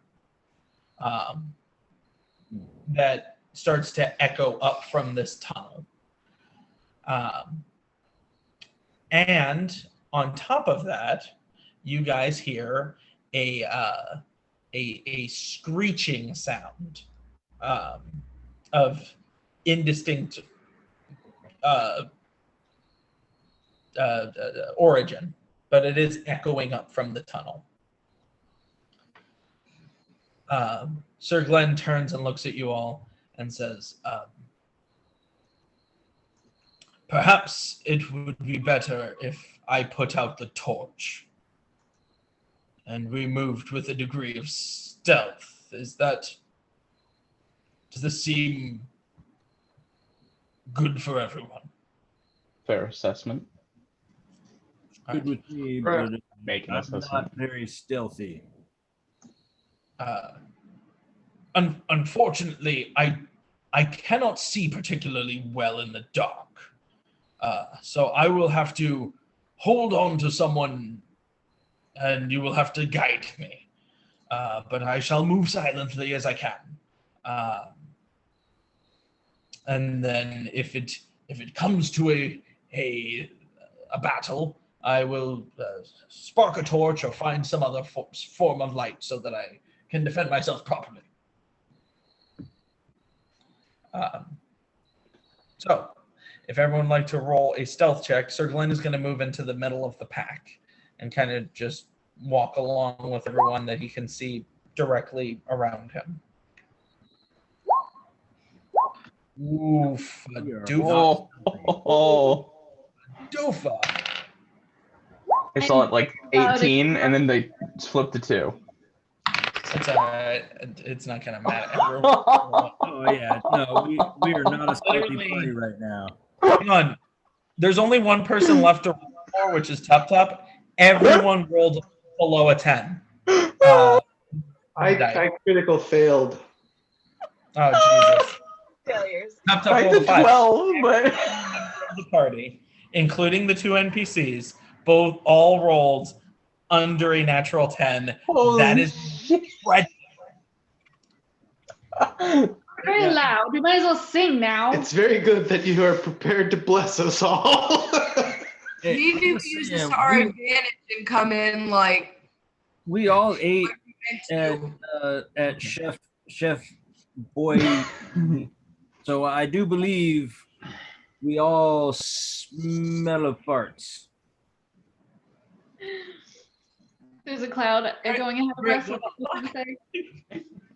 I mean, it is the sewer, so it really doesn't matter. There. Okay, guys. So here's what's about to happen. You guys are walking down this tunnel, and Fleur is in the lead now Obviously. because Sir Glenn went towards the back. And Fleur, one of these rocks is slippery, my dude. You slip a little bit. It happens. When you do that, you accidentally step on Tup Tup's foot. Tup Tup yowls, which makes Bark jump, who is standing behind Tup Tup. His tail swings out as he jumps, which catches Erdan in the leg. Erdan trips backwards. Caper screeches at the sound of this. Moira does some kind of panicked scream and trips backwards as well, bumping into Rizwin and Sir Glenn, who lets out a loud croak, and his tongue stretches out, smacking Mira in the face, who yells, I don't know, fuck or frog. And simultaneously, a line of dominoes that is the party all fall at the same time, making a rather loud sound. And then what was the sound of rushing water and screeching is now just the sound of rushing water. Because whatever was making a screeching noise has now gone silent.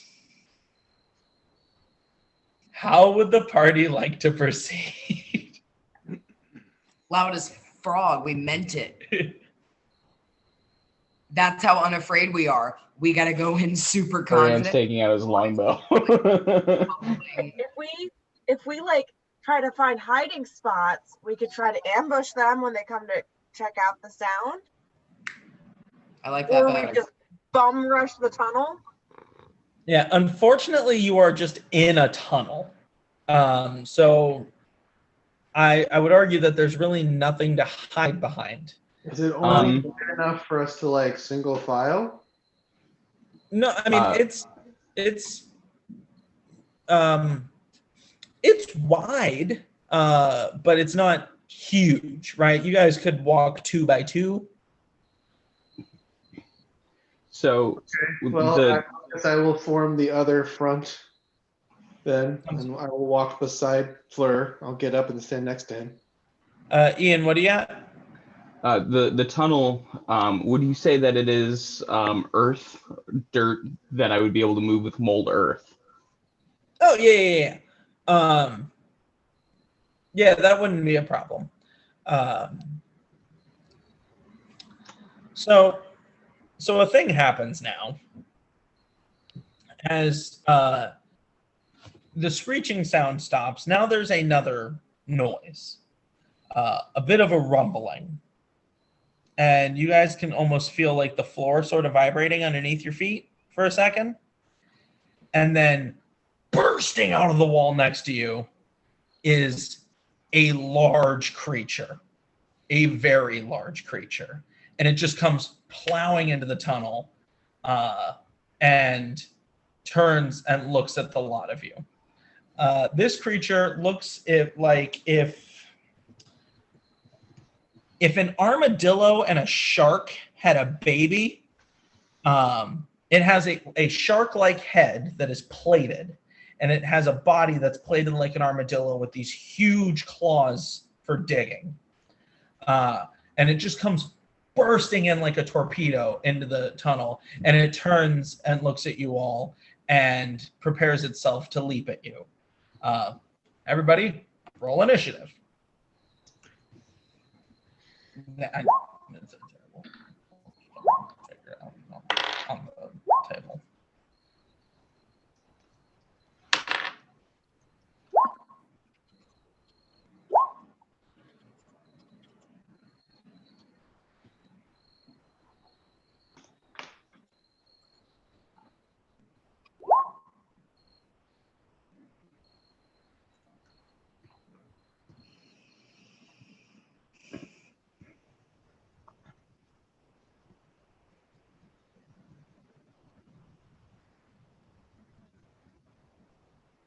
Boo. Okay, Erdan, what is your initiative order? I rolled an 18. 18. Gander. Oh, Gander's not here. Sorry, I meant to delete her name from the thing. She'll be a stand-in for Tup Tup right now. Moira. I had a 17. 17. Okay, Fleur. Mine's 15. 15. And Nira is 18. We'll just stick with that for now. Bark. 7. 7 total. And Rizwan. 13. 13 total. Okay. So that we can make a template, Ben, can you tell us the NPCs and people on your side? Oh, yeah, sure.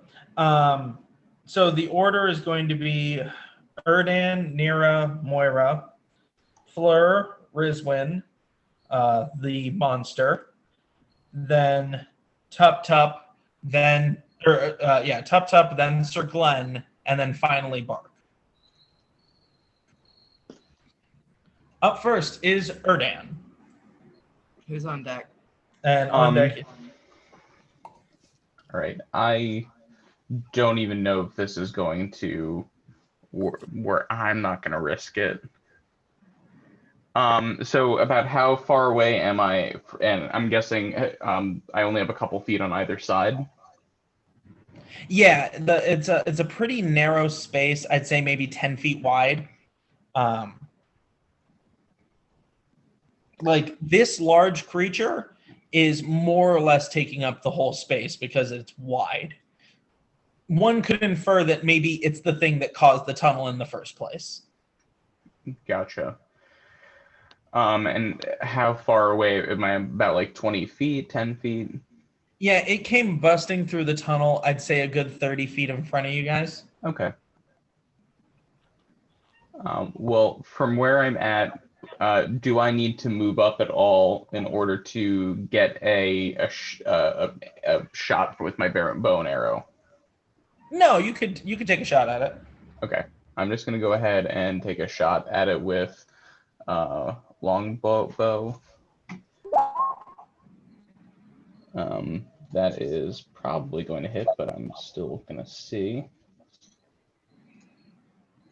So that is going to be a 23 to hit. Oh yeah, that's gonna hit. Go ahead and roll damage. D8. 8 damage. Okay. Anything else you want to do on your turn? I'm going to use my movement to kind of try to move back a little bit. I don't know if it's how much movement it would take me, or I'm just going to use all my movement to try to back up as far as I possibly can. Okay. You push back up in the tunnel 30 feet.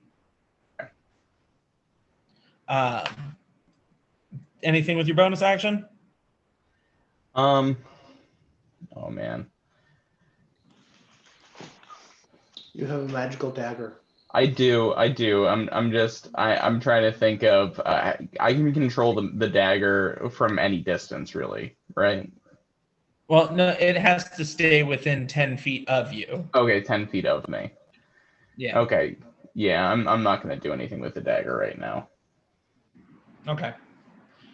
All right. Well, that's going to move us then to Nira. All right. I am going to cast Wrath of Nature because if we're underground, there are roots and vines, I'm assuming, yes? Sure. Okay. So that is a range of 120 feet. That if it works, concentration up to a minute. Yeah, that's fine. What spell level is that? 5. It's a. You guys don't have 5th level spells. Oh, we'll see. I didn't. Yeah, see, that's the thing. Level 5 means that you have up to 3rd level spells. I know D&D. We're still figuring out my character sheet that was destroyed. Yeah. Oh. You have up to 3rd level spells as a Wow. player of 5th level, which is silly. Do you want to delay your turn in the order? I can do that if somebody else wants to go because I'd figure out my next thing. Yeah. That's fine. That's fine. I'm good. Sorry, I just that spell stuck out in my head as being like, oh, I don't think you guys have access to that quite yet. Okay, so you're gonna delay your turn for right now, which is going to move us to Moira. So the creature, how far is it away from us? I would say it's about 30 feet from where Erdan was, but you guys aren't that far apart. So we can say 30 to 35 feet. So it's about 30 to 35 feet from everybody. Yeah. Then I'm going to cast Firebolt at it because that's a 20-foot radius before everybody gets up in its business. I'm going to cast that at, that is 3rd level spell. So I'm just going to cast Firebolt at that motherfucker. Okay. Go ahead and roll your attack. Fuck! That's an 11 to hit. That's not going to hit. Great. Firebolt is just a cantrip, yeah? No, fireball. Wait, you were casting fireball? Yeah. Oh, well then you don't roll to attack. He rolls to dodge. Oh, you're That's a right. dexterity saving throw. I thought you were saying Right. firebolt. You're right.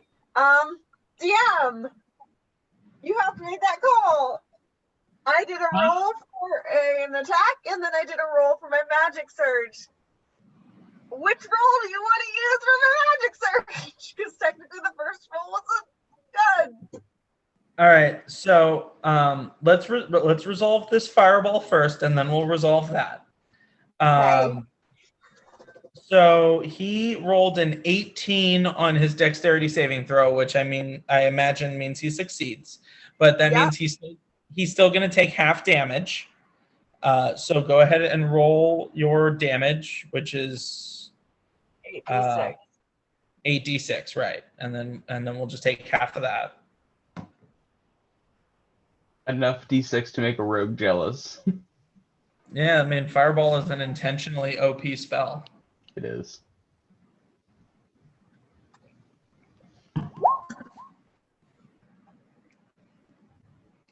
Okay, so then that would be what, 17? It'd be half Is that of right? 30. It will It's half 6 roll down, so 32 is 16 and a half. 16. Yeah. Okay. Yeah, a ball of flame bursts forward through the tunnel, striking the monster, and it tries to dodge, but it's real big. Oh, fuck. Actually, I didn't consider that. It's the size of the tunnel. It's going to have disadvantage on its dexterity saving throw. But it rolled a 16. Is that still, I imagine, beats your DC? 14. Yeah. Okay.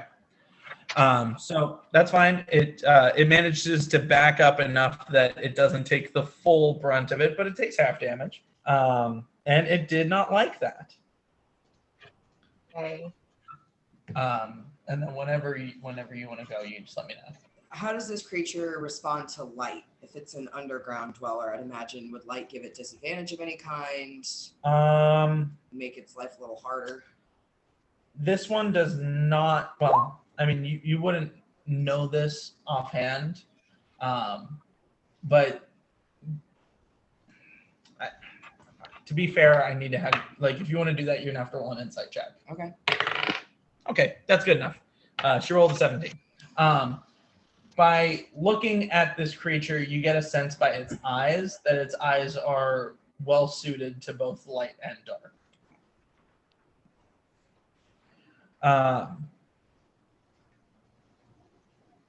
Now, that doesn't mean that it can't be blinded. It just means that it doesn't have like sunlight sensitivity. So are you going to hold off for the moment? Okay. Fleur, that's going to take us to you, baby. All right. I'm going to rage. Oh, sorry. Yes, thank you for raging. I forgot to resolve that with you. I regain all sorcery points, so it doesn't do anything. Oh, okay. Fair enough. You know what that really did was just restart your clock. So there you go. Fleur, you fly into a rage, and what you get? Ooh, you can get big in this tunnel, but if you do so, it's going to be hard for people to get around you. So, like, if you want to go toe to toe with this thing, but that would make you both large creatures. Yeah, no, I'm going large, and then Okay. I'm going to battering ram. Okay. So Fleur goes big ol' and is going to charge forward at the monster. Who's the closest person to it? How close are they? Well, right now it's going to be Fleur because he's going to be right up on top of it. Go ahead. Oh, he needs to roll a dexterity saving throw to get out of the way. He's going to do so with disadvantage because he's in a tight little tunnel. He rolled a natural 7. That ain't going to work. So go ahead and roll damage as you just plow into this thing. So that's the 6. And I'm the juggernaut. So 6. Yeah, exactly. Plus 3 because I'm raging, right? No, this is just going to be the 2d6. You get the bonus to your attacks on melee attacks. But it's 2d6, yes? Oh, my bad. I only rolled. That's right. Okay. So, Yeah. so that's going to be 9. Yep. All right. And you have your second attack. 16.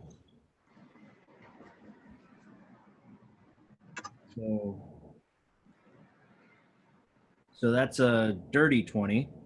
Oh, yeah, that's going to hit. And then so that's D12. Oh, of course. Stupid D12. D4 and so 7 total on that one. So 7 that's 16 altogether. All right. Yeah, you come charging into this thing, hockey check it, and then swing the hammer down on its big dumb head. The plates look strong, right? It's meant to go through all this earth, but it didn't like that at all. It lets out a roar, and then we move to the next person in the order, which is going to be Nira. She's going to be re-entering the roll. So his Fleur backed away. No, he used his full movement to be right up on it. So he's within 5 feet of it. Yeah. He is raging though, so he has a lot of resistances. I'm raging. YOLO. Okay. I'm gonna go ahead and cast Dust Devil. I'm guessing that one works. Yeah. Okay. That'll work. Because I can start to push it back out of the tunnel to hopefully get us out of the tunnel. Range element any creature enters within 5 feet of the dust elements. Strength saving throw and failed save. The creature takes 1d8 bludgeoning damage and is pushed 10 feet away. Oh yeah. You can, as a bonus action, you can move the dust devil up to 30 feet in any direction. And it also gets higher damage with each spell slot. So if I'm casting it at a 3rd level, then I would roll. It would be 2d8, right? Because I would imagine 3. it's normally a 2nd level spell. Well, yeah, it is. So you're Okay, right. So so- I would roll 2d8. Okay, so the Bullet or the monster, you guys don't know what it is going to roll a strength saving throw. Fleur, you are also going to need to roll a strength saving throw, but you are raging, so you don't do so at advantage. Sorry, Fleur. That is an 18. It's not going to. An 18 is going to beat whatever your thing was. It still takes half as much. It's damage going and to isn't take half pushed. as much damage and isn't pushed. But I still get to roll 2d8. Well, yeah, you're going to roll 2d8, and the Dust Devil is still there.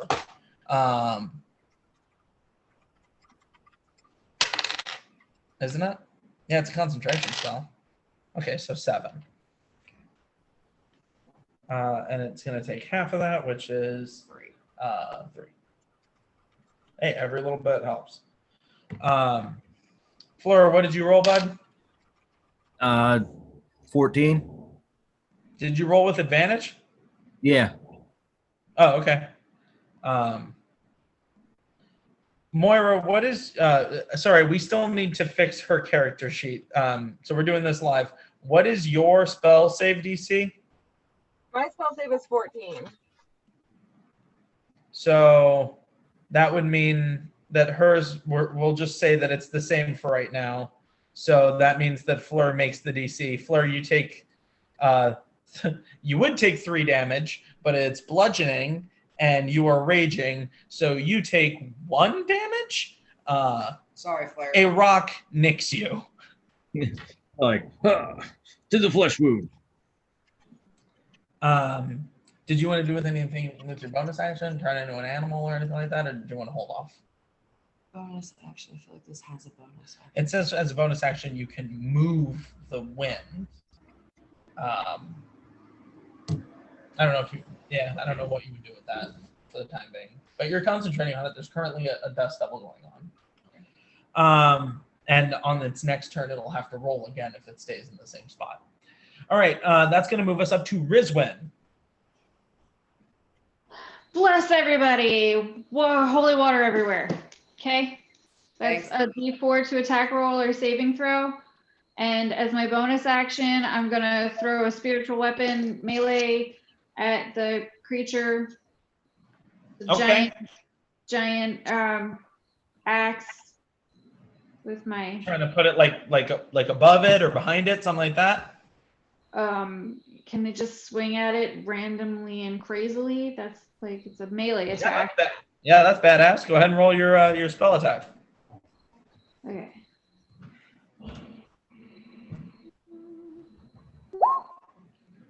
What am I'm sorry, Steve walked away and I usually ask him, what am I adding to that? Efficiency and Your wisdom modifier.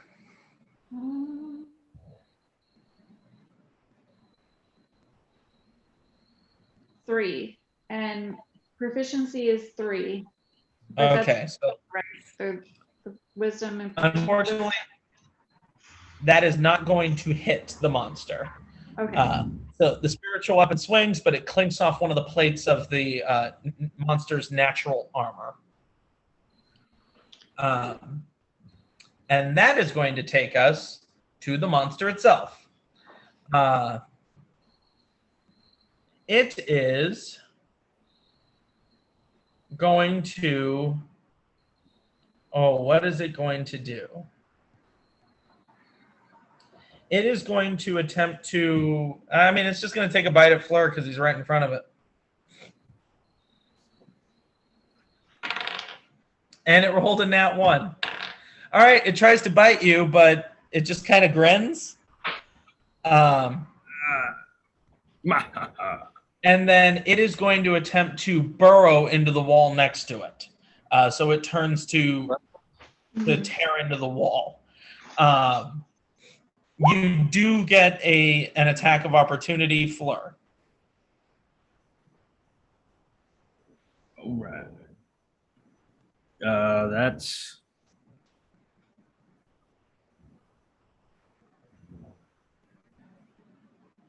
15. To hit, it should be higher than that because you add your strength modifier and your proficiency bonus to hit. You just add the modifier to damage.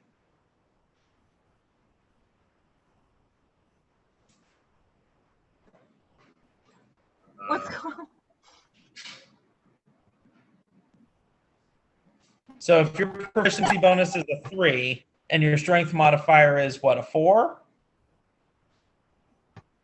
My strength is a 3. Yes. Okay. Okay. Can you hear me? No. Hi. Yeah, Crap. I turned off the Bluetooth. Sorry. Oh, okay. So that should be a +6 to hit, right? Well, that changes things. 17 Yeah, you gotta do. I don't know how to use your computer. plus Use the Bluetooth. plus 1, so that's 18. Okay, cool. So yeah, that hit. Yes, I hit the wrong Siege button. breaker It is disconnected. You have to reconnect plus it. 1. Oh, that's right. guys. So we should have added a +1 to the damage you did to it earlier. Oh yeah, I forgot that. Yeah. So yeah, go ahead and you landed your opportunity attack, and you have the Sentinel feat, so you catch it in the knee, and it don't go nowhere. How Yeah. much damage did you do? I am rolling one of those. One of those. So 4 + 1 is 5, + 3 is 8, plus another 1 is 9. Yes. Okay. You do 9 damage, and you keep it from running away. That is going to lead us to Tup Tup. What is a Tup Tup going to do?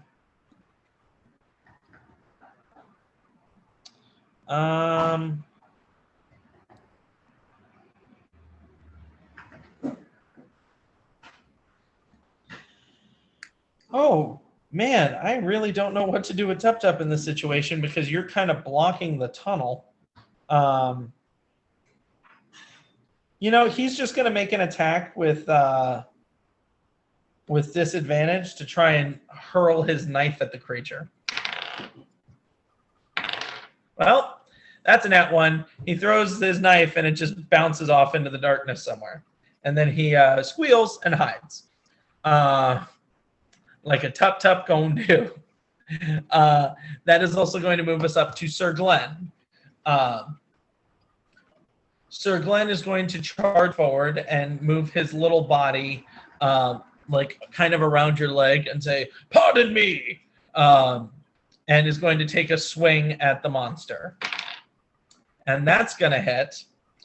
And Sir Glenn's sword, as it arcs through the air, glows with a holy light.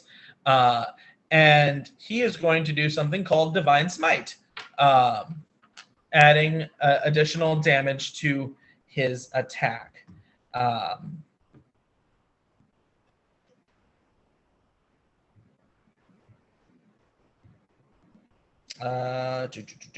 Sorry, just double checking something right now.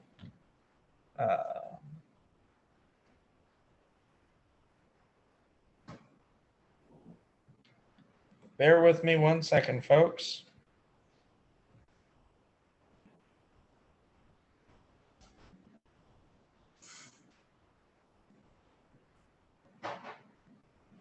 Okay. Oh no. What's wrong? Oh, okay. My whole computer just froze. Everything froze, and I thought I lost the connection. Okay. He brings down his sword. It arcs with a golden light, and it strikes into the monster, dealing a whopping 15 damage. He spins around and swings once again.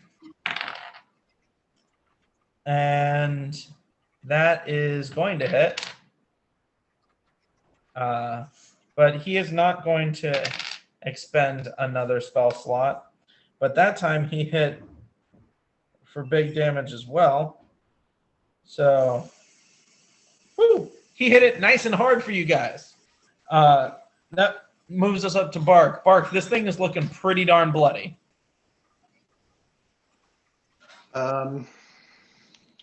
Did Sir Glenn stay down like in Fleur's legs, or did he back up after attacking? He's kind of down in there in the mix. Okay. Is there If you wanted to make a ranged attack, I would just say you would have to make it with disadvantage. Okay. Suppose I will do that. But first, Hunter's Mark. Hunter's Mark. All right. We'll roll my attack. A regular bow attack. Ah, it's a nat 20.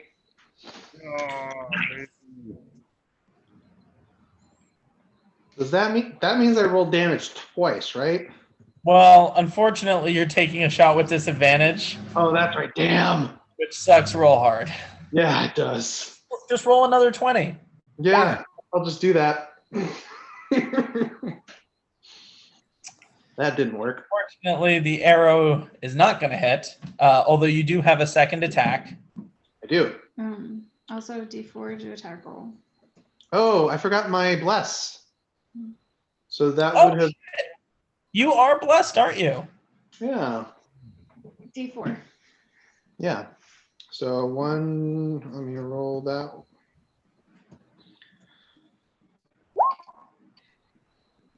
So 15? Unfortunately, the arrow still does not penetrate the plates of the beast's armor. Bugger. Okay. I will roll my second attack, also with disadvantage.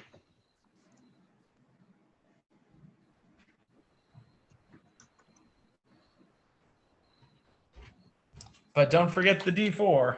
I did not.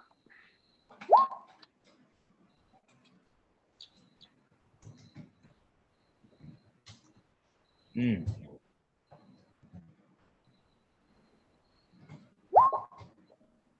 Damn it.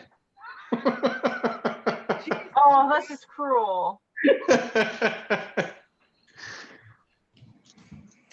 I suppose 2 arrows go soaring into the mud. Yeah, unfortunately, they're not gonna hit. That's the problem with Fleur being so big. It just makes it hard to get the arrow to go, to get around him. All right, so that's gonna do it for your turn. That's gonna spin us back around up the top to Erdan. Well, I'm gonna just try to do the same thing. Fire an arrow with disadvantage, I guess. Okay.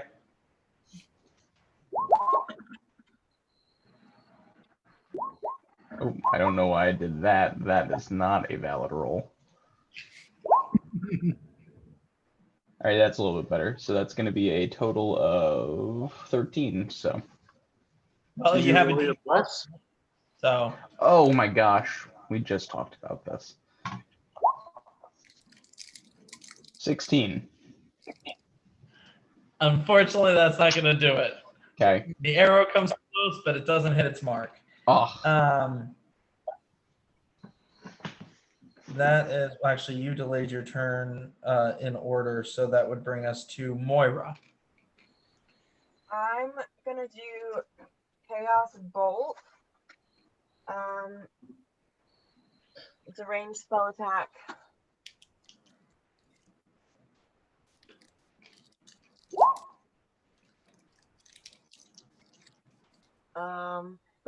It's a magical attack. Do I still have disadvantage because it's arranged? I'd argue yes, because you're like aiming at it.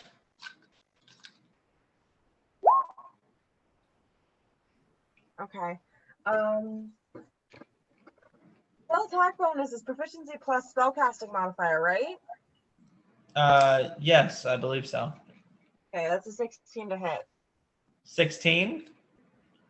Okay, you Plus are D4. blessed, right? Huh? Plus a Yeah. D4. Oh, plus, yeah, That's it. fuck. Wisdom cast at a high enough level to God bless damn everybody. it. Sorry. 17. So what? Hey, fun fact. That's exactly the number you needed. You guys keep getting real close to 17. With it didn't matter what you rolled on the blast. 17. That one D4 is gonna make it. No. So, Okay. 7. Alrighty. It's gonna be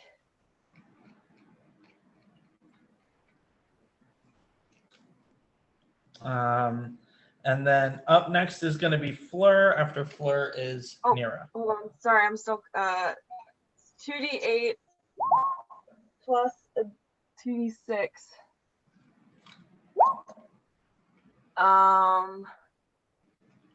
17, and the type is going to be thunder.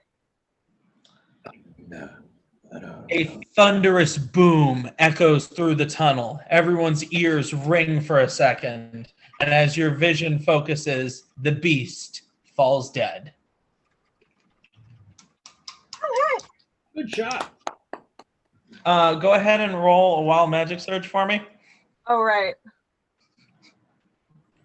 That's not what I wanted. I'm good. All right, cool. Counter is now at 2, and the party has succeeded in killing a large creature that is now kind of blocking your path. But with Fleur's big, strong arms, he could kind of push it into the hole that it came from. Go ahead and roll that strength check with advantage, Fleur, because you're still gigantic and raging. Oh. So you're just going to, like, rage toss it into the hole. There we go. Yeah, that'll do it. So you managed to push it in a way so that it's not blocking your path.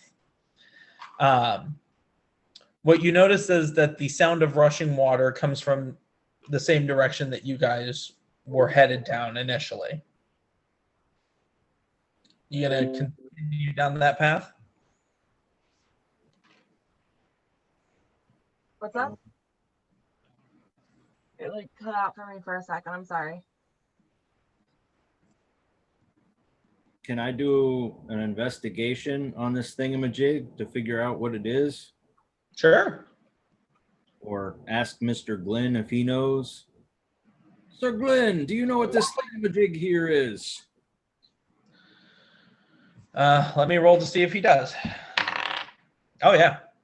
Upon my word, I have not seen one of these in quite some time. This monster is known as a bullet. Large beast. They tend to form tunnels throughout the ground, searching for small subterranean critters that they can devour, or, if they can, something much larger. But not this day. Ha ha. Ah, yes. Do they travel in packs? Not to my knowledge. They tend to be solitary hunters. Not much food under the ground, as it were. That I can see. It appears that this bullet may have made these tunnels, but I don't know. Hearing that rushing water makes me think that there's perhaps something up ahead that's wouldn't have been caused by this beastie. Shall we see? Yes, I see. This Russian water. I do believe there's collusion. Are you mocking me? No. Good. I am serious.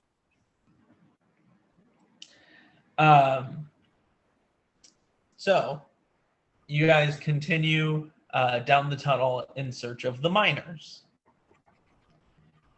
And the sound of rushing water gets louder until you see an opening ahead of you where the tunnel seems to end and the water seems to fall off like a ledge.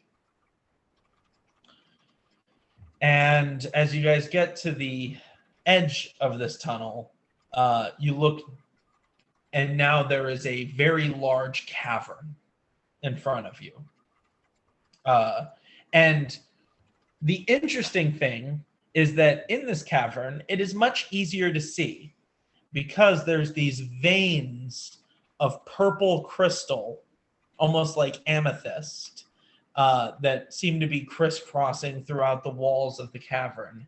And they have a faint, almost bioluminescent sort of glow. So the entire cavern is filled with this lavender sort of light. It's quite good for mood lighting. However, there is something that draws your eye in this cavern.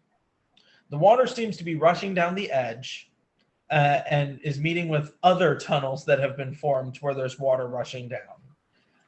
And they all seem to be pooling at the bottom, which is about, I'd say, maybe 90 feet down from where you're standing right now. And upon glancing around, you can see other tunnels where the water seems to be running off to. It looks like there's just this network of underground tunnels.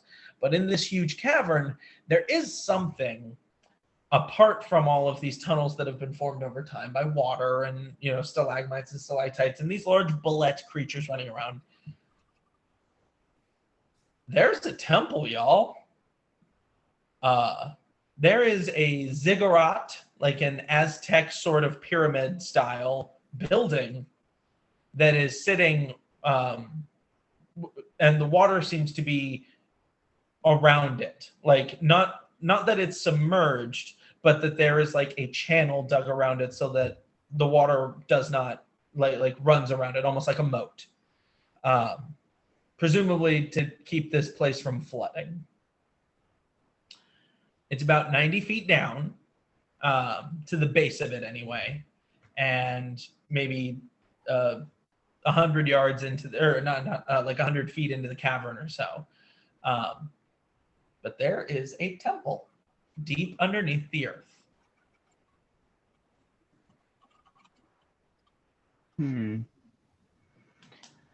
Curiouser and curiouser. are there any distinguishing marks? Any way that I would be able to differentiate this or know what the religion it is? You'd have to get closer to really tell. Okay. Are there signs of life here? It's a shame we didn't have like a At a glance, I mean, bird of sorts. you Get a don't close really see look. anything. Does it appear to be well maintained? Again, you probably have to get closer to really tell. But it's not like overgrown with anything. Mm. It's a strange caper of problems we have here. Caper flips you the bird. Oh, you guys killed Riley. That's fun. She'll be owling. Oh God. Oh man. All right, guys. I'm having a hoot and all that, but like we need to figure out what you're doing. I would like to roll a perception check to see what can be observed about the weird temple. Okay, good roll. Thanks. From where you are, you can see that there is, it appears to be made up of 5 levels. There is a set of steps that seem to go up all the way to the top, but you don't see any other entrances other than an opening at the top, right? So presumably you climb the stairs and you enter through the top of the temple. You do see what appear to be some kind of gargoyle-like sculptures, like at the 4 corners of each one of the things. They don't seem to be moving or anything like that, but they are there. And what you also notice is that around the temple there are various markings in a language that you do not understand.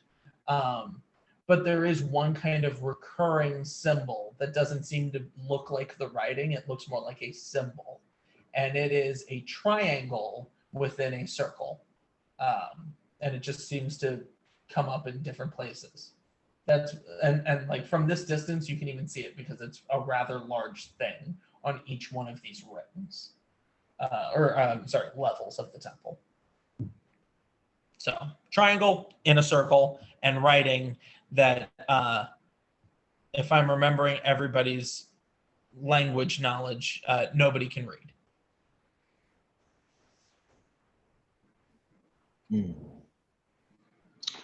Let's find a way down there. All right. Sounds like a plan. What say you, Sir Glenn? Does anybody have any rope?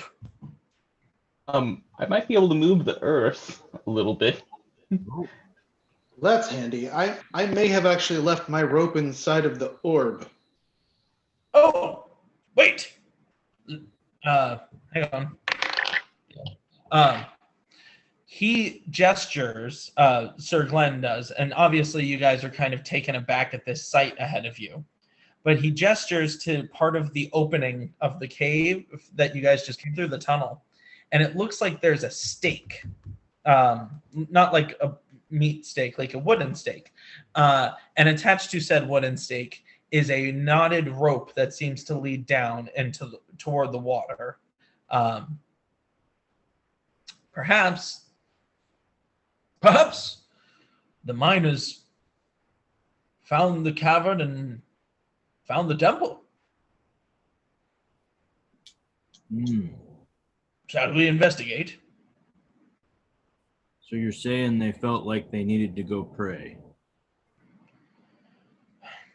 I don't know, but I don't get a very good vibe from this place. Aha! Let's go tear it up. Whoa! I would trust your instincts, so let's proceed cautiously, maybe stealthily if possible. I still don't know what that word means. I will allow you guys to all roll another stealth check. as you attempt to climb down this rope and then basically swim over to the temple.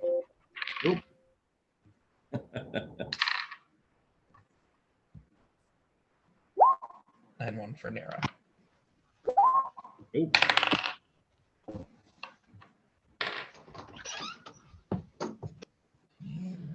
It's a total 15 for me.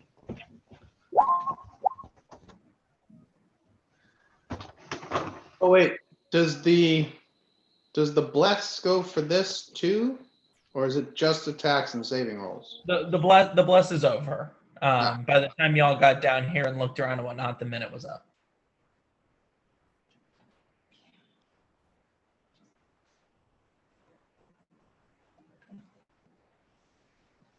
All right, so it looks like you guys are at about a 15 average across the board. I'm sorry, what did Fleur, what did you roll? Well, I rolled a 6. And I am not a stealthy person. Let me look at my Still say more like a group check of 12. 3, so like 9. Okay. Somewhere around there. As you guys go down the rope, there are a couple grunts and as you're attempting to climb down this rope. But nothing seems to happen. You seem to be okay. The water all pours down into, like I said, this moat that it's almost like this temple is on an island in the middle of this cavern. The water is not deep as you put your foot down into it. Fleur, it comes up to about your knee. For other people, it would come up to maybe their chest, depending on how short they are. But it's not like you have to swim. You can walk through the water as it you see that it goes off into these various other tunnels. These tunnels seem a little bit less made by random monsters and more like they were specifically put here. And ahead of you is the temple.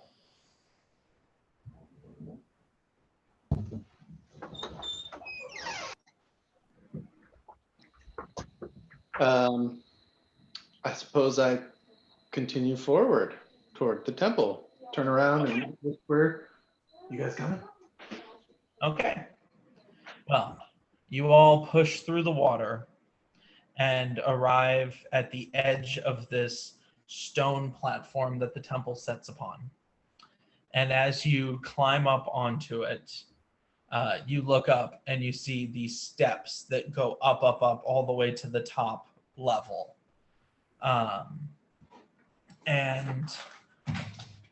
The gargoyles that are on the various levels, at least the ones facing you currently, all turn their head towards you guys simultaneously, and they say, in whatever, you hear it in your mind, but you hear it in whatever language is your native language. So if it's common, it's common. If it's Elvish, it's Elvish, what have you. Whatever language would be your first language. You hear, when the path is unclear and you feel left behind, you are right. But be brave, for a leap of faith will lead you straight to where you need to be.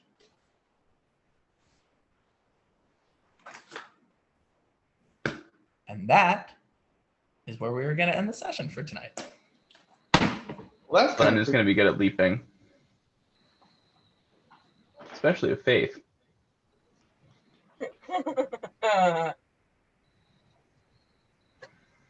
Paladin.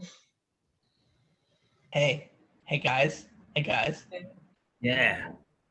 You guys excited for my spooky temple? I'm totally terrified. Happy Halloween. Glad that we'll be doing it with a paladin. Yeah, I'm like, oh, this paladin's getting weird vibes. You know, some shit's about to go down. Yes. Mhm.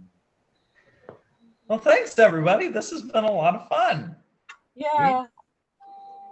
I feel like it's been forever. I know it's only been a couple weeks, but I feel like we haven't played forever. Yeah. So our next session is the 25th then? That Yeah. sounds right. 24th, sorry, that's the Saturday. Yeah. Yeah, it would be 2 weeks from today. So the 24th. If that is available to everyone, that would be perfect. Because I would rather not be playing on Halloween night as I have to take children trick-or-treating and all that. Well, isn't it the 28th? They're doing it on the 28th here in Carlisle. Oh, That's I a thought we were trick-or-treating on Halloween.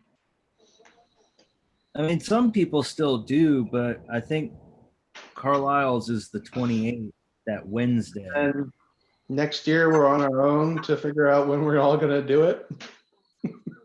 Oh, fun. Well, anyway, I'm sure we'll figure it out. But either way, we'll set our next session for 2 weeks from tonight. Ian and I are good with that. I'll just have Evan, but he can sit by and listen or go play his video game in another room or whatever. We have not quite leveled up yet, but we that is in our near future. Nikki, you and I are going to have a conversation. Yeah. Because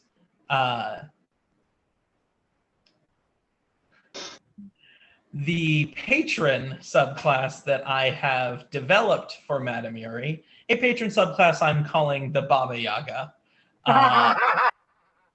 is, I think, very fun. It's very witchy themed. I love it. I love it. I love it. I love it. Yeah, it's very witchy themed, including like I went ahead and made my own pact boon. You know how there's the Pact of the Chain and the Pact of the Blade and whatnot. Well, I made the Pact of the Cauldron, which has its own special things, which again I'll share with you on the side. I love it. Yes. Awesome. But anyway, Okay. does anybody have any thoughts or questions or anything before we wrap up for tonight?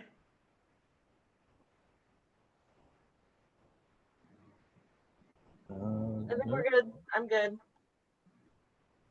Sounds good. Yeah. We will not be resting before next session, right? I mean, you could if you wanted to. You guys are just in front of a temple. Okay, so I'd like to camp and take a nap so that I have all my spell slots back. I could use another 7 hit points.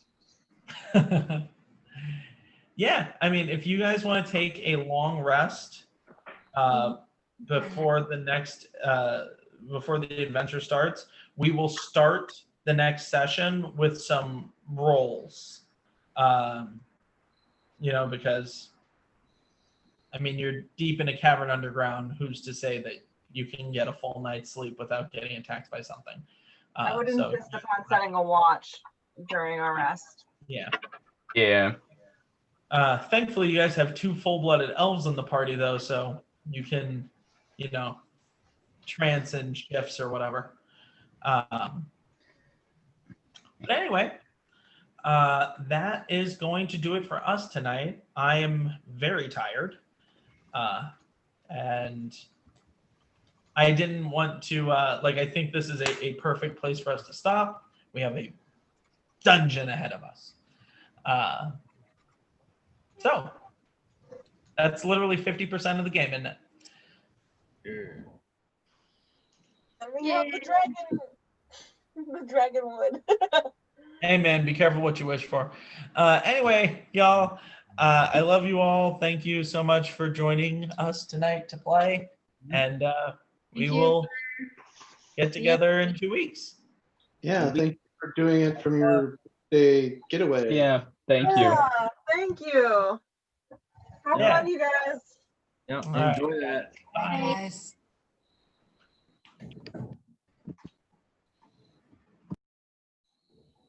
Sir Glenn and Madam Yuri sitting in a tree. Yeah. Now that they're out of it, I was gonna say, Moira, you realize you're Madame Yuri and Sir Glenn's daughter, right? I don't think it works like that. I mean, you know, Yeah, he like was unfaithful to her and then turned into a frog. I mean, maybe.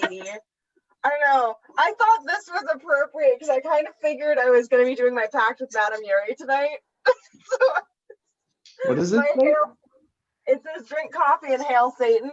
Oh. It just has a bunch of pentagrams and stuff on it. I wasn't sure what exactly I was going to be doing, but I knew that in the next couple of sessions, I would be doing something to become a warlock. And so you have. A witch warlock. Witch luck. A witch lock. A witchalock? Witch I feel like that's a thing from something. sounds like it. I love that Baba Yaga is my patron. That's amazing. Did he say that the temple was made out of stone? Or did he I say he think- didn't say what it was made out of? I don't remember. I don't think he did. Really hope he does. We'll have to ask him. You know, Stone Temple pilots have to work that in somewhere. Oh my god. The puns were strong tonight.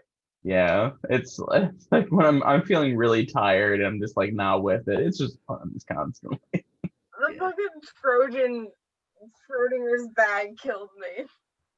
I messaged Nikki because I didn't want to keep on going on with the puns. I was like, we should call it the Trojan Bagnum. What did